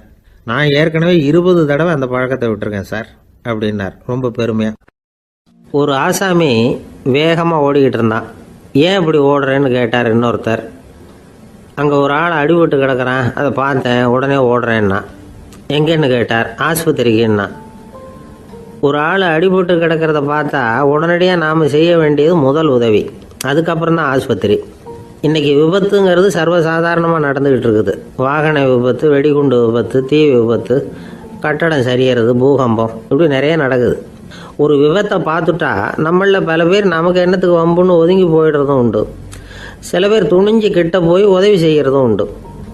அப்படி உதவி செய்ய நினைக்கிறவங்களுக்கு உபயோகப்படுற தகவல் இது. விபத்தில் காயமடைஞ்சவங்களை 3 பிரிவாக பிரிக்கலாமா. முதல் வகை கொஞ்சம் சீரியஸானது, உயிருக்கு உடனே ஆபத்து தரக்கூடியது. மூளை காயம், முகம், கழுத்து காயங்கள், இருதயம், நுரையீரல் காயங்கள், வயத்தில் உள்ளுறுப்பு காயங்கள், அதிகப்படியான இரத்தப்போக்கு, இதனால எல்லாம் பாதிக்கப்பட்டிருந்தால் அது முதல் வகை அப்படின்னு நாமளே மனசுக்குள்ளே முடிவு பண்ணிக்கணும். இவங்களுக்கெல்லாம் உடனடியாக முதல் உதவி கொடுக்கணும். தாமதப்படுத்தாமல் ஆஸ்பத்திரிக்கு கொண்டுகிட்டு போயிடணும். இப்படி கொஞ்சம் எச்சரிக்கையாக நடந்துக்கிட்டால் அவங்களில் பல பேரை காப்பாற்றி போடலாம். 2வது வகை எப்படின்னா, முதல் உதவி விரைவாக கிடைச்சா உயிர் பிழைக்கக்கூடிய மார்பு காயங்கள், கைகால் எலும்பு முறிவு, இடுப்பு முதுகெலும்பு காயம், சீரான இரத்த சேதம், இப்படிப்பட்டவங்களை 2வது வகையாக பிரிக்கணும். ஆபத்து இல்லாத சிராய்ப்புகள், சிறு காயங்கள், இரத்த உறைவுகள், இதனால் பாதிக்கப்படுறவங்க 3வது வகை. ஒருத்தர் தலையில் அடிபட்டு நினைவு விழுந்துட்டாருன்னு வச்சுங்க, அவருக்கு வாந்தி வர்றதுனால புறையேறி மூச்சு அடைப்பு உண்டாகும். இப்படி ஆகாமல் இருக்கிறதுக்காக தலையை ஒரு பக்கமாக சாய்ச்சி வைக்கலாம். நாடி துடிப்பையும் இதய துடிப்பையும் தொட்டு பார்க்கணும். அது குறைஞ்சிருந்தாலும் சரி, நின்று இருந்தாலும் சரி, அவர் மார்பை நிமிஷத்துக்கு 80 தடவை உள்ளங்கையால் அழுத்தி இதய துடிப்பை மீட்கிறதுக்கு உதவி பண்ணணும். கழுத்தில் காயம்பட்டாலும் ஆபத்து அதிகம். கழுத்துக்கு அடியில் ஒரு துண்டை மடித்து வைக்கலாம். 2 பக்கமும் சின்ன தலையணை அல்லது துணி மடிப்புகளை வச்சு கழுத்தை அதிகமாக அசையாமல் பார்த்துக்கலாம். முதுகெலும்பு முறிஞ்சிருக்குமோ அப்படிங்கிற சந்தேகம் இருந்ததுன்னா அவரை அதிகமாக அசைய விடக்கூடாது. அதிகமாக அசைஞ்சால் தண்டு இடத்துல பாதிப்பு ஏற்பட்டு கை கால் விளங்காமல் போயிடும். அவரை ஒரு கனமான போர்வை இல்லைன்னா பாயில் படுக்க வச்சு 4 பேர் மெதுவாக தூக்கி மருத்துவ உதவிக்கு அனுப்பி வைக்கலாம். கையெலும்பு முறிஞ்சிருந்தால் முறிஞ்ச பாகத்தை உடம்போடு சேர்த்து அசையாமல் கட்டி போடலாம். கால் எலும்பு முறிஞ்சிருந்தால் மற்ற காலோடு சேர்த்து கட்டி போடலாம். முறிஞ்ச பாகம் தொங்காமல் பார்த்துக்கணும், அப்போ தான் வீக்கம் உண்டாகாமல் இருக்கும். வெட்டு காயம், குண்டடிப்பட்ட காயம் இதிலெல்லாம் ரத்தப்போக்கு அதிகமாக இருக்கும். ரத்தம் வெளியேற ஆபத்து அதிகம். சுத்தமான துணியை பல மடிப்புகளை மடித்து காயத்தின் மேலே வச்சு அழுத்தமாக ஒரு 10 நிமிஷம் பிடிச்சிக்கணும். ரத்தம் நின்ன உடனே காயத்துக்கு கட்டு போடலாம். சில சமயம் காயம்பட்ட பாகத்தை உயரமாக தூக்கி பிடிச்சிக்கிட்டா தான் ரத்த கசிவு நிற்கும். இந்த விவரங்களையெல்லாம் கொஞ்சம் மனசில் வாங்கி வச்சுக்கிட்டோம்னா சமயத்தில் உதவும். ஏன்னா இந்த காலத்தில் விபத்து எந்த ரூபத்தில் எப்போ வரும்னு யூகிக்கவே முடியல. நண்பர் ஒருத்தர் சொன்னார், நேற்றுக்கு பாருங்கள் சார், என் கண்ணு முன்னாடியே ஒரு சின்ன விபத்து நடந்ததுன்னார். என்னன்னு விசாரித்தோம். ஒரு பஸ்ஸில் வந்துக்கிட்டு இருந்தேன். அந்த பஸ்ஸில் பின்பக்கம் படி ஓரமாக நின்றுக்கிட்டு இருந்த ஒருத்தர் ரோட்டில் விழுந்துட்டார். டிரைவர் அதை கவனிக்கலை, நிறுத்தாமல் அவர் பாட்டுக்கு போகிறாருனார். கண்டக்டர் உடனே விசில் கொடுத்து பஸ்ஸை நிறுத்த வேண்டியது தானே அப்படின்னோம். அதுதான் சார் முடியாமல் போச்சுன்னார் அவர். ஏன்னு கேட்டாங்க. தவறி கீழே விழுந்ததே அந்த கண்டக்டர் தான் சார் அப்படிங்கிறார். ஒரு ஆள் அசையாமல் கிடக்கிறார். அவர் இருக்காரா போயிட்டாராங்கிறத எப்படி முடிவு பண்ணுறோம்? அவர் மூக்குக்கு முன்னாடி புறங்கையை வச்சு பார்க்குறோம், மூச்சு வருதா இல்லையா அப்படிங்கிறத கண்டுபிடிக்கிறதுக்காக. மூச்சுங்கிறது அவ்வளவு முக்கியமான ஒரு விஷயம். சுவாசம் இல்லைன்னா எதுவுமே இல்லை. நம்ம பூமி இருக்க அது கூட சுவாசிக்குதுங்கிறத சோவியத் விஞ்ஞானிகள் கண்டுபிடிச்சிருக்கிறாங்க. பூமிக்கு மேலே இருக்கிற மண் அடுக்கில் காற்றில் உள்ள ஆக்சிஜன் ஆக்சிகரணம் அடையுது அப்படின்னு தான் இதுவரைக்கும் எல்லாரும் நம்பிக்கிட்டு இருந்தாங்க. ஆனால் இப்போ என்ன கண்டுபிடிச்சிருக்கிறாங்கன்னா, அந்த ஆக்சிஜன் பூமிக்குள்ளே 1 கிலோமீட்டர் ஆழம் வரைக்கும் ஊடுருவி போகுதான். பூமிக்குள்ளே 2 பக்கமும் பல கிலோமீட்டர் வரைக்கும் பரவுதான். பூமிக்குள்ளே இருக்கிற நீர்நிலை அடுக்குகள் தான் நுரையீரல் செய்கிற வேலையை செய்யுதான். நம்ம உடம்புல நுரையீரல் இல்லைன்னா ஒன்றும் நடக்காது. ஒரு மரத்தை தலைகீழாக தொங்க போட்டால் எப்படி இருக்கும் அப்படி யோசிச்சு பாருங்கள். அப்படி தான் இதுவும் நுரையீரலும் அப்படி தான் இருக்கும். வலது பக்கம் ஒன்று, இடது பக்கம் ஒன்று. வலது பக்கம் நுரையீரல் கொஞ்சம் பெருசாக இருக்கும். நுட்பமான நரம்பு குழாய்கள் அதில் இருக்கும். கோடிக்கணக்கான நுண்ணிய குழாய்களை வச்சுக்கிட்டு தான் அது வேலை செய்யுது. 25 கோடி குழாய்கள் இருக்கும். அதை அப்படியே முழுசாக பிரித்து பரப்புனா ஒரு டென்னிஸ் கோர்ட்டில் பாதி பரப்பளவு இருக்குமா. நுரையீரல் நிறம் கருஞ்சிவப்பு தான். புகை அதிகமாக உள்ளே போச்சுன்னா அது கருப்பாயிடுது. காற்றுல உள்ள பிராணவாயுவை இது எடுத்துக்கிட்டு ரத்தத்தை சுத்தப்படுத்துகிற முக்கியமான வேலையை இது செய்யுது. அசுத்த காற்றை வெளியில் அனுப்பி வச்சுருது. ஒருத்தர் வேகமாக ஓடி வரார், அவருக்கு மூச்சு இறைக்கும். பயங்கரமாக எதையாவது பார்த்து விடுறார், உடனே மூர்ச்சி ஆகிடுவார். இது மாதிரி சமயங்களில் வேற எந்த தூண்டுதலும் இல்லாமல் நுரையீரல் தானாகவே இயங்கும். இப்படி ஒரு அவசியம் ஏற்படுறப்போ இயக்கத்தை தூண்டி விடுற முக்கியமான இணைப்பு மூளைக்கு கீழே முதுகு எலும்புக்கு மேற்பகுதியில் இருக்குது. அது உடனே சுவாசத்துக்கு அவசர உதவியை கொடுக்குது. இப்போ ஒருத்தர் பேசாமல் உட்காந்துருக்கார். இந்த சமயத்தில் அவருக்கு 1 பங்கு காற்று தேவைப்படுதுன்னு வச்சுக்கோங்க. அவர் எழுந்திரிச்சு நடக்கும் பொழுது 1.5 மடங்கு தேவைப்படும். ஓடினார்னா 3 மடங்கு தேவைப்படும். படுத்துருக்கிறப்ப 1/2 மடங்கு தான் தேவைப்படும். இதுக்கு நிமிஷத்துக்கு 16 தடவை மூச்சு விட்டாகணும். இப்படி சாதாரணமாக உள்ளே இழுக்கிற காற்று கொஞ்சம்தான் இருந்தாலும் இது மாதிரி 8 மடங்கு காற்றை உள்ளே இழுத்து வச்சுக்கிற சாமர்த்தியம் நுரையீரலுக்கு இருக்குதான். தண்ணி, நுண்கிருமிகள், ரசாயன பொருள் இப்படி எது உள்ளே போனாலும் நுரையீரல் சமாளிச்சுக்கும். 30 வருஷமாக விடாத புகை பிடிக்கிறவர் தொடர்ந்து உள்ளே அனுப்பி வைக்கிற புகையை கூட சமாளிக்குதுன்னா பார்த்துங்களேன். உள்ளே போகிற புகை நுட்பமான சுவாச முடிச்சுகளை அழிச்சு விடுது. கறி புகை அது மேலே படிஞ்சு உபயோகம் இல்லாமல் பண்ணிவிடுது. ஆனாலும் தேவைக்கு அதிகமாக 8 மடங்கு கூடுதலாக சுவாச முடிச்சுகள் நம்ம உடம்புக்குள்ளே இருக்கிறதுனால சமாளிக்க முடியுது. சமாளிக்க முடியலன்னா சில சமயம் மூச்சு திணறும். அதை ஒரு எச்சரிக்கையாக எடுத்துக்கிட்டு புகை பிடிக்கிற பழக்கத்தை விட்டுடணும். அதுதான் நல்லது. ஆனால் அப்படி யார் விடுறது? இணை பிரியாத 2 நண்பர்கள் இருந்தாங்களாம். 2 பேரும் விடாமல் சிகரெட்டு குடிக்கிறவங்க. அதில் ஒருத்தன் செத்து போட்டான். இன்னொருத்தன் அதுக்கப்புறம் 2 சிகரெட்டாக குடிக்க ஆரம்பித்தானா.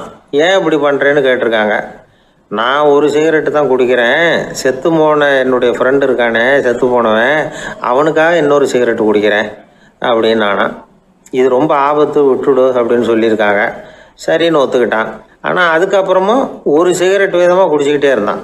சிகரெட்டு பழக்கத்தை நீ இன்னும் விடலையான்னு கேட்டாங்களாம். அந்த பழக்கத்தை நான் எப்போவோ விட்டுட்டேன், இப்போ நான் குடிக்கிறது என் ஃப்ரெண்டுக்காக அப்படின்னு நானா. இவங்கெல்லாம் எப்படி திருந்துறது? ஒரு அம்மா, அவங்களுக்கு 35 வயசு இருக்கும். குடும்பத்தில் எந்த கஷ்டமும் இல்லை. இருந்தாலும் காரணம் இல்லாமல் பிள்ளைங்க பேரில் கோவப்படுறது, எரிஞ்சு விடுறது அவங்க வழக்கம். பிள்ளைங்க அழும். உடனே அவங்க மனசும் சங்கடப்படும். இன்னொரு அம்மா நல்ல வேலையில் இருக்கிறவங்க வாரத்துக்கு ஒரு தடவையாவது தலைவலி வந்துடும். இவங்களுக்கெல்லாம் உடம்புல எந்த கோளாறும் இல்லை, மனசு மட்டும் சரியாக இருக்காது. தூக்க மாத்திரை கையில் வச்சுருப்பாங்க. 30-35 வயசுடைய பெண்களுக்கு சர்வசாதாரணமாக காணப்படுகிற மனக்கோளாறு இது. இதுக்கு பேர் மனவாட்டம், டிப்ரெஷன், மனமடிவு அப்படின்னு சொல்லலாம். இந்த நோய்க்கு அறிகுறி என்ன தெரியுமா? மனசில் வருத்தமான உணர்வு இருக்கும், அடிக்கடி அழலாம் போல தோணும். முன்னால எல்லாம் எந்தெந்த செயலில் ஆர்வம் இருந்ததோ அதெல்லாம் குறைஞ்சிரும், அல்லது சுத்தமாகவே ஆர்வம் இல்லாமல் போயிடும். சில பெண்கள் இளம் வயசில் பக்கத்தில் இருக்கிறவங்க கிட்ட கலகலப்பாக பேசுவாங்க, வீட்டை அலங்கரிக்கிறதுல ஆர்வம் இருக்கும். இப்போ அதுல எல்லாம் ஆர்வம் இல்லாமல் போயிடும். எந்த வேலை செஞ்சாலும் சீக்கிரம் களைப்பு அடைஞ்சுடுறது மாதிரி ஆகிடும்.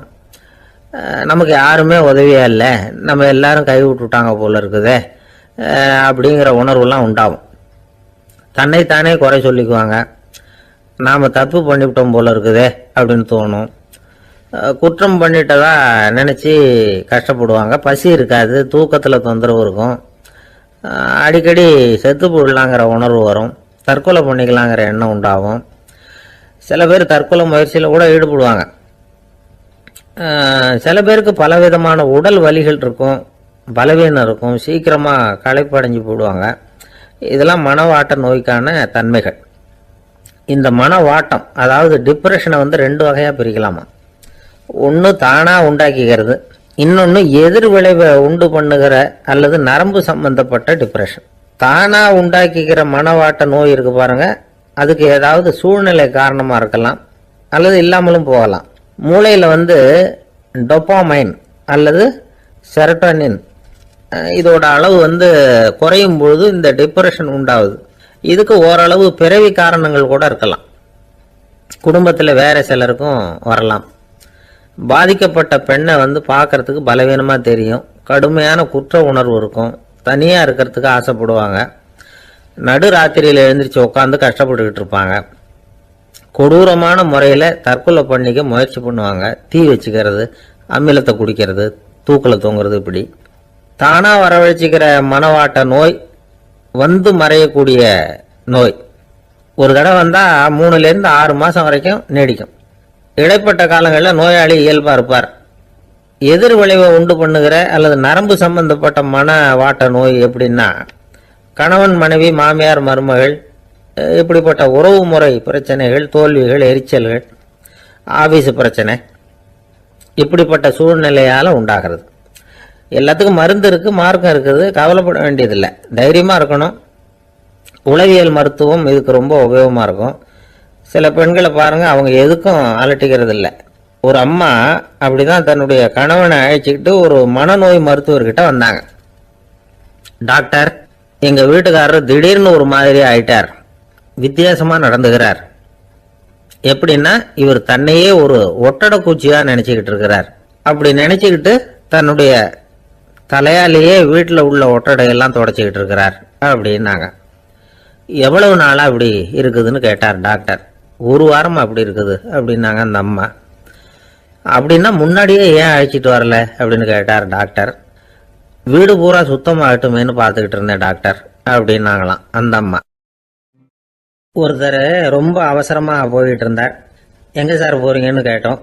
எனக்கு வேண்டியப்பட்ட ஒருத்தருக்கு குழந்தை பிறந்திருக்கிறதாக செய்தி வந்திருக்கு, அதுதான் ஆஸ்பத்திரிக்கு போயிட்டுருக்கேன், பார்த்துட்டு வரலாம்னு அப்படின்னார்.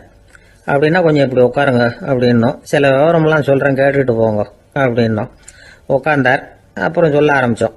புதுசாக பிறந்திருக்கிற ஒரு குழந்தைய பார்க்க போகிறதுன்னா அது சாதாரண விஷயம் இல்லை, அதில் ரொம்பவும் கவனமாக நடந்துக்கணும். புது குழந்தைக்கு நோய் சுலபமாக தொற்றும், முக்கியமாக காற்று மூலமாக பரவுகிற நோய்கள் சுலபமாக வந்துடும். அதனால் நமக்கு உடம்பு சரியில்லைன்னா குழந்தைய விட்டு கொஞ்சம் தள்ளியே இருக்கிறது தான் நல்லது. பெரியவங்களை பொறுத்த வரைக்கும் சாதாரணமாக உள்ள ஒரு கிருமி கூட குழந்தைய பொறுத்த வரைக்கும் ரொம்ப மோசமான ஒரு கிருமியாக இருக்கும். சில வெளிநாடுகளில் எப்படி தெரியுமா, பிறந்த குழந்தை தூங்கிக்கிட்டு இருக்கிற ஒரு ரூமுக்கு போகணும்னா போகிறவங்க முகமூடி போட்டுக்கணும், காலணிகளை மாற்றிக்கணும், அவ்வளவு சுத்தமாக உள்ளே போய் பார்த்துட்டு வரணும். பொதுவாக சில ஆஸ்பத்திரிகளில் பார்த்தீங்கன்னா பார்வையாளர்கள் நேரத்தில் விசிட்டிங் ஹவர்ஸ் தாயை விட்டு குழந்தைய தனியாக பிரித்து வச்சுருவாங்க. எதுக்குன்னு நினைக்கிறீங்க? அந்த நேரம் பல பேர் வருவாங்க போவாங்க, அவங்க கை கால் சுத்தமாக இருக்காது. சுத்தம் இல்லாத கைகள் மூலமாக கிருமிகள் பரவும். சுத்தம் இல்லாத கைன்னா மண்ணு தூசி படிஞ்சிருக்கிற கை மட்டும் தான் அர்த்தம் இல்லை. சாலையில் கையை வீசிக்கிட்டு நடந்து வர்றீங்க, குழந்தைய பொறுத்த வரைக்கும் அது கூட சுத்தம் இல்லாத கை தான். தாயை தவிர மற்றவங்க குழந்தைய தூக்காமல் பார்த்துக்கிறது நல்லது. தாய் கூட அளவோட கொஞ்சிறதோட நிறுத்திக்கணும். புதுசாக ஒரு குழந்தைய பெற்றிருக்கிற பொண்ணுக்கிட்ட மற்ற தாய்மார்கள் ஏதாவது சொல்லிக்கிட்டே இருப்பாங்க. குழந்தைய அப்படி வளர்க்கணும் இப்படி வளர்க்கணும் அப்படின்னு ஏதாவது அட்வைஸ் பண்ணிக்கிட்டே இருப்பாங்க. இப்படி ஓவராக அறிவுரை பண்ணுறது அந்த பொண்ணை குழப்பி விட்டுரும். அதனால் அப்படிலாம் பண்ணக்கூடாது. அந்த பெண்ணே ஏதாவது கேட்டால் கூட டாக்டர் சொல்ல வேண்டிய விவரங்களை எல்லாம் நாமே சொல்லிக்கிட்டு இருக்கக்கூடாது. புதுசாக பிறந்திருக்கிற குழந்தைய மட்டும்தான் இப்படி பார்க்கணும்னு இல்லை. ஒரு நோயாளி குழந்தைய பார்க்க போகிறதுனா கூட ரொம்ப எச்சரிக்கையாக தான் நடந்துக்கணும். ஒரு தின்பண்டமோ விளையாட்டு சாமானோ அந்த குழந்தைக்கு நாம் வாங்கிட்டு போகிறதா வச்சுக்குவோம். அதை நேராக கொண்டுகிட்டு போய் அந்த குழந்தைகிட்டே கொடுக்கக்கூடாது. அதோட அப்பா அம்மா கிட்ட ரகசியமாக கொடுக்கலாம். அவங்க முடிவு பண்ணட்டும் குழந்தைகிட்ட அதை கொடுக்கலாமா வேண்டாமாங்கிறத. அவங்களுக்கு தான் தெரியும் அதோட மனசும் உடம்பும். உங்கள் அக்கறையை காட்டுறதா நினச்சிக்கிட்டு குழந்தை வாயில் எதையும் கொண்டுட்டு போய் போடாதீங்க. போகிறப்போ உங்கள் வீட்டு குழந்தையும் அழைச்சிட்டு போகாதீங்க. இது நோயை வாங்கிட்டு வந்துடும், அல்லது புதுசாக ஒரு நோயை அதுக்கிட்ட கொடுத்துட்டு வந்துடும். என்னதான் உங்களுக்கு பழக்கமான குழந்தையா இருந்தால் கூட அதுக்கு விருப்பம் இல்லைன்னா பேசக்கூடாது. அங்கே போய் அவங்க பள்ளிக்கூடத்தை ஞாபகப்படுத்திகிட்டு இருக்கக்கூடாது. நோயில் இருக்கிறப்ப ஸ்கூலை பற்றி பேச அது விரும்பாது. ஆஸ்பத்திரியை விட்டு வெளியில் புறப்படுறப்போ குழந்தைகிட்ட சொல்லணும்னு அவசியம் இல்லை. அதோட அப்பா அம்மா கிட்ட சொல்லிவிட்டு புறப்பட்டா போதும். குழந்தை கோபிச்சிக்காது. சமூக சம்பிரதாயத்தை பற்றி அது கவலைப்படுறதில்லை. இப்படி எல்லா விவரமும் நம்ம எதிரில் உட்காந்துருந்தவங்க கிட்ட சொல்லி முடித்தோம். ரொம்ப நன்றி சார் அப்படின்னு சொல்லிவிட்டு அவர் புறப்பட்டார். குழந்தைங்க கொஞ்சம் வளர்கிற வரைக்கும் தான் நாம் எச்சரிக்கையாக இருக்கணும்னு இல்லை, வளர்ந்த பிறகு இன்னும் எச்சரிக்கையாக இருக்கணும். ஒரு பையன் பள்ளிக்கூடத்துலேருந்து திரும்பி வீட்டுக்கு வந்தான். முகம் பூரா நகத்தால் கீறி இருந்தது. அப்பா பார்த்து பயந்துட்டார். யாருடா உன்னை இப்படி பண்ணது அப்படின்னார். என் கூட படிக்கிற இன்னொரு பையன். நாளைக்கு உன் கூட பள்ளிக்கூடத்துக்கு வர்றேன், நீ எனக்கு அவனை அடையாளம் காட்ட முடியுமான்னார். அது ரொம்ப சுலபம் நான் பையன். எப்படின்னார் அப்பா. அவன் காதில் ஒன்றை கையோடு எடுத்துகிட்டு வந்திருக்கிறேன், இதோ என் பையில தான் வச்சுருக்கேன் அப்படிங்கிறான் அந்த பையன். ஒரு நண்பர் யாருக்கோ ஃபோன் பண்ணிட்டு இருந்தார். அவர் பேசி முடிச்சதும் நான் அவரை பார்த்து, இப்போ ஃபோன் பண்ணீங்களே அந்த ஃபோன் நம்பர் என்ன அப்படின்னு கேட்டேன். அவர் தலையை சொரிஞ்சுக்கிட்டார். ஞாபகம் வரலன்னார். சரி சார் அதை விடுங்க, உங்கள் மனைவி பேர் என்ன அப்படின்னு கேட்டேன். மாலதின்னார். என்ன சார் இது வேடிக்கை, கொஞ்ச நேரத்துக்கு முன்னாடி பேசின ஃபோன் நம்பர் மறந்து போச்சு. எப்போவோ கல்யாணம் பண்ணிக்கிட்ட மனைவி பேர் மறக்கல, அதை கரெக்டாக சொல்லிவிட்டீங்களே அப்படின்னு கேட்டேன். அவர் என்ன ஒரு மாதிரியாக பார்த்தார். அவர் அப்படி என்னை பார்த்ததில் ஒன்றும் தப்பு இல்லை, ஏன்னா நாம் எல்லாருமே அப்படித்தானே. ஒரு குறிப்பிட்ட காரியத்துக்காக தொலைபேசியில் ஒருத்தட்ட பேசுகிறோம், அதுக்கப்புறம் அந்த எண் நமக்கு அனாவசியம், அதனால் மறந்துடுறோம். இதுக்கு பேர் தான் தற்காலிக ஞாபகம். ஆனால் மனைவி பேரை மறந்துட முடியுமா? முடியாது. அது அவசியமான ஒன்று. அடிக்கடி அந்த பேரை உபயோகப்படுத்துகிறோம், அதனாலேயும் அது முக்கியங்கிறதுனாலேயும் அதை மறக்கிறது இல்லை. இதுக்கு பேர் நிரந்தர ஞாபகம்.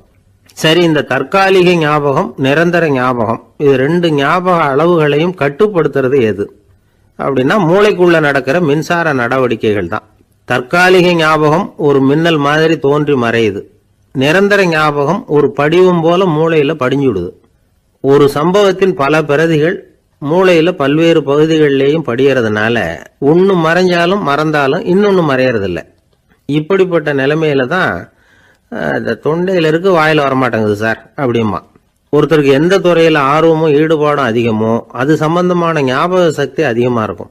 தொழிலை விரும்புகிற ஒரு டெலிபோன் ஆபரேட்டருக்கு எண்கள்லாம் நல்ல ஞாபகம் இருக்கும்.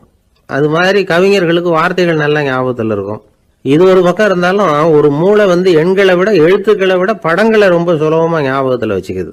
புரிஞ்சுக்கிற தன்மை, அனுபவம், புத்தி கூர்மை இது கூடி குறையிறத பொறுத்து ஞாபக சக்தியும் ஏறும் இறங்கும்.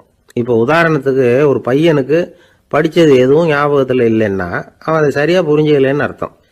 இந்த மறதிங்கிறது எந்த சமயத்தில் ஒரு பிரச்சனை ஆகுது தெரியுமா? உங்களுக்கு வேண்டியப்பட்ட ஒருத்தரை ஞாயிற்றுக்கிழமை சாயந்தரம் சரியாக 5 மணிக்கு கடற்கரைக்கு வர சொல்லிவிட்டு அந்த நேரத்தை மறந்துட்டா அது பரவாயில்ல, வர சொன்னதையே மறந்துட்டாதான் நிலைமை மோசம்னு அர்த்தம். இப்படி இருந்தால் இது சிகிச்சை எடுத்துக்க வேண்டிய நிலைமைங்கிறத புரிஞ்சுக்கணும்.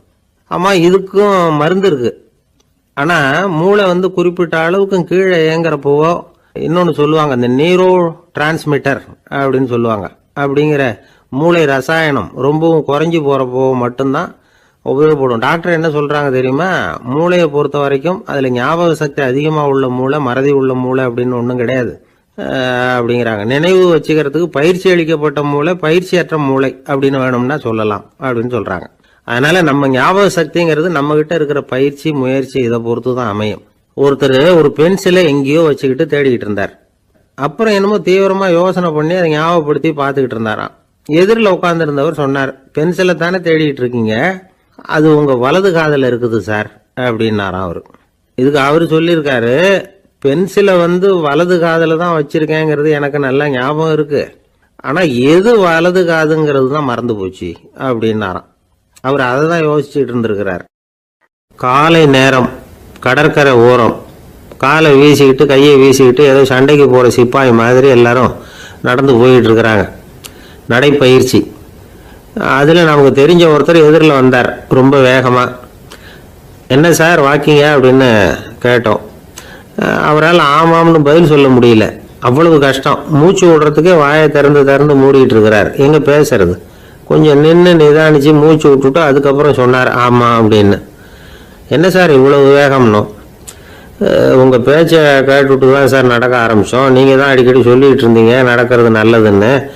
அன்னையிலேருந்து ஆரம்பிச்சுட்டேன், ஆனாலும் ரொம்ப கஷ்டமாக இருக்குது சார். இப்போ பாருங்கள், உங்கள்கிட்ட சுலபமாக பேசக்கூட முடியல, மூச்சு வாங்குது, உடம்பு கூட வலிக்கிறது மாதிரி இருக்குது அப்படின்னு அவர் பாட்டுக்கு பேச ஆரம்பிச்சிட்டார். உங்களை யார் சார் இவ்வளவு வேகமாக நடக்க சொன்னது? வேகத்தை குறைங்க, மெதுவாக நடங்க அப்படின்னோம். நீங்கள் நடக்கிறதுனால என்னென்ன சௌகரியம்னு அன்னைக்கு சொன்னீங்களே தவிர சௌகரியமாக நடக்கிறது எப்படின்னு சொல்லலையே அப்படின்னார் அவர். இன்னமும் லேசாக மூச்சு வாங்கிக்கிட்டே சொன்னால் கூட இவர் சொல்கிறதுல ஒரு நியாயம் இருக்குது. அதனால் இந்த நடைப்பயிற்சி பண்ணுறவங்க கவனிக்க வேண்டிய சில முக்கியமான குறிப்புகள் இருக்குது. அது என்னென்னங்கிறத அவங்க தெரிஞ்சுக்கணும். அது தெரிஞ்சு வச்சுக்கிறது நல்லது. இதெல்லாம் மருத்துவ நிபுணர்கள் சொல்கிற குறிப்புகள்.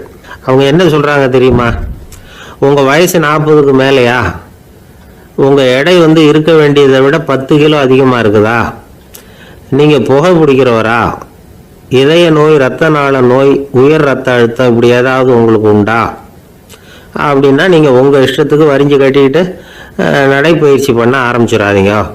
முதல்ல ஒரு மருத்துவ பரிசோதனை பண்ணிக்கங்க, அதுதான் நல்லது அப்படின்னு அவங்க சொல்கிறாங்க. நடக்கிறப்போ, உடற்பயிற்சி செய்கிறப்போ மார்பு பகுதியில் அல்லது வேற எங்கேயாவது தொடர்ந்து வலி இருந்ததுன்னா பயிற்சியை நிறுத்தி விட்டு டாக்டரை போய் பார்க்கணும். நடைப்பயிற்சி பண்ணுறப்போ உங்கள் சக்திக்கு தகுந்த மாதிரி மெதுவாக அதிக கஷ்டம் இல்லாமல் முன்னேறலாம். அங்கே என்ன போட்டியாக வைக்கிறாங்க, முந்திக்கிட்டு போய் என்ன பண்ண போகிறோம்? பரிசா வாங்க போகிறோம். அதனால் நிதானம் அவசியம் அப்படிங்கிறது அவங்க ஆலோசனை. தொந்தரவு கொடுக்காத ஷூ, ட்ரெஸ்ஸு இதுகளை உபயோகப்படுத்துங்க. பாதத்தில் ஆடு தசை இருக்குல்ல, அங்கே ஏதாவது பிரச்சனை இருந்ததுன்னா டாக்டரை பாருங்கள். இந்த பாதத்தில் வலி வரும் அந்த இடத்துல. வெயில் காலமாக இருந்தால் தலைக்கு தொப்பி வச்சுக்கோங்க. பனியில் நடந்தாலும் அப்படி தான், தலையை பத்திரமா பார்த்துக்குங்க. நம்மக்கிட்ட ஏதோ கொஞ்சம் உருப்படியாக தெரியறது அது தானே. உடற்பயிற்சிக்கு முன்னாடி பின்னாடி பயிற்சி செய்கிறப்போ நிறைய தண்ணி குடிக்கலாமா. முதல் 1 மாதத்துக்கு கொஞ்சம் தளர்த்தியாக சாவகாசமாக நடக்கலாம். மணிக்கு 3 அல்லது 4 கிலோமீட்டர் வேகம்னு வச்சுங்களேன். அதுக்கப்புறம் வேகத்தை அதிகப்படுத்தலாம். மணிக்கு 6 அல்லது 8 கிலோமீட்டர் அளவுக்கு நடக்கலாம். நல்லா கையை வீசிக்கிட்டு நடக்கணும். மூச்சு விடுற எண்ணிக்கை அதிகரிக்கணும். இது மாதிரி ஒரு 30 நிமிஷம் நடக்கலாம். தனியாக நடந்து போகிறதுக்கு உங்களுக்கு என்னமோ மாதிரி இருக்குதா, கூட யாரையாவது சேர்த்துக்குங்க. ஒரு குரூப்பாக சேர்ந்து போகலாம். நடக்கிறதுங்கிறத ஒரு சந்தோஷமான சமாச்சாரமாக ஆக்கிக்கணும். தினம் இப்படி நடக்க வேண்டி இருக்குதே அப்படின்னு புலம்பிக்கிட்டே போகக்கூடாது. சில பேர் நடக்கிறப்போ கடந்த காலத்தை அசை போட்டுக்கிட்டே போவாங்க. சில பேர் வருங்காலத்தை அசை போட்டுக்கிட்டே போவாங்க. சில பேர் முக்கியமான திட்டம்லாம் இப்படி நடக்கிறப்போ தான் தீர்மானம் பண்ணுவாங்க. நடக்கிறதுனால மன இறுக்கம் குறையுது, பரபரப்பு குறையுது, மன ஆற்றல் பெருகுது, தன்னம்பிக்கை வளருது, முதுமை தள்ளி போகுது, செயல்திறன் அதிகரிக்குது. இதை தவிர உடம்புக்கும் பல விதமான சௌகரியங்கள் ஏற்படுது.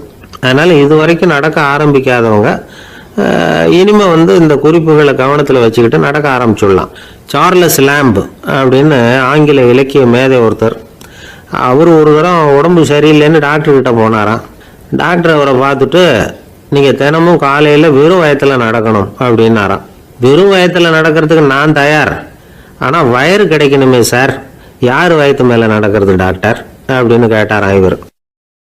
ஆஃபீஸை முடிஞ்சு வீட்டுக்கு போகிற சமயத்தில் ஒருத்தர் கடைக்கு போய் ஸ்வீட் வாங்கினார். சரி, வீட்டுக்கு பிள்ளைங்களுக்கு தான் வாங்கிட்டு போகிறார் அப்படின்னு மற்றவங்க நினச்சாங்க.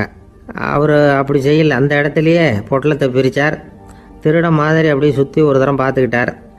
யாரும் தெரிஞ்சவங்க இல்லைங்கிறத முடிவு பண்ணிவிட்டு அவசரமாக அதை அப்படியே போட்டு முழுகிவிட்டு கையை தொடச்சிக்கிட்டு நல்ல புள்ள மாதிரி நடந்து போக ஆரம்பிச்சிட்டார்.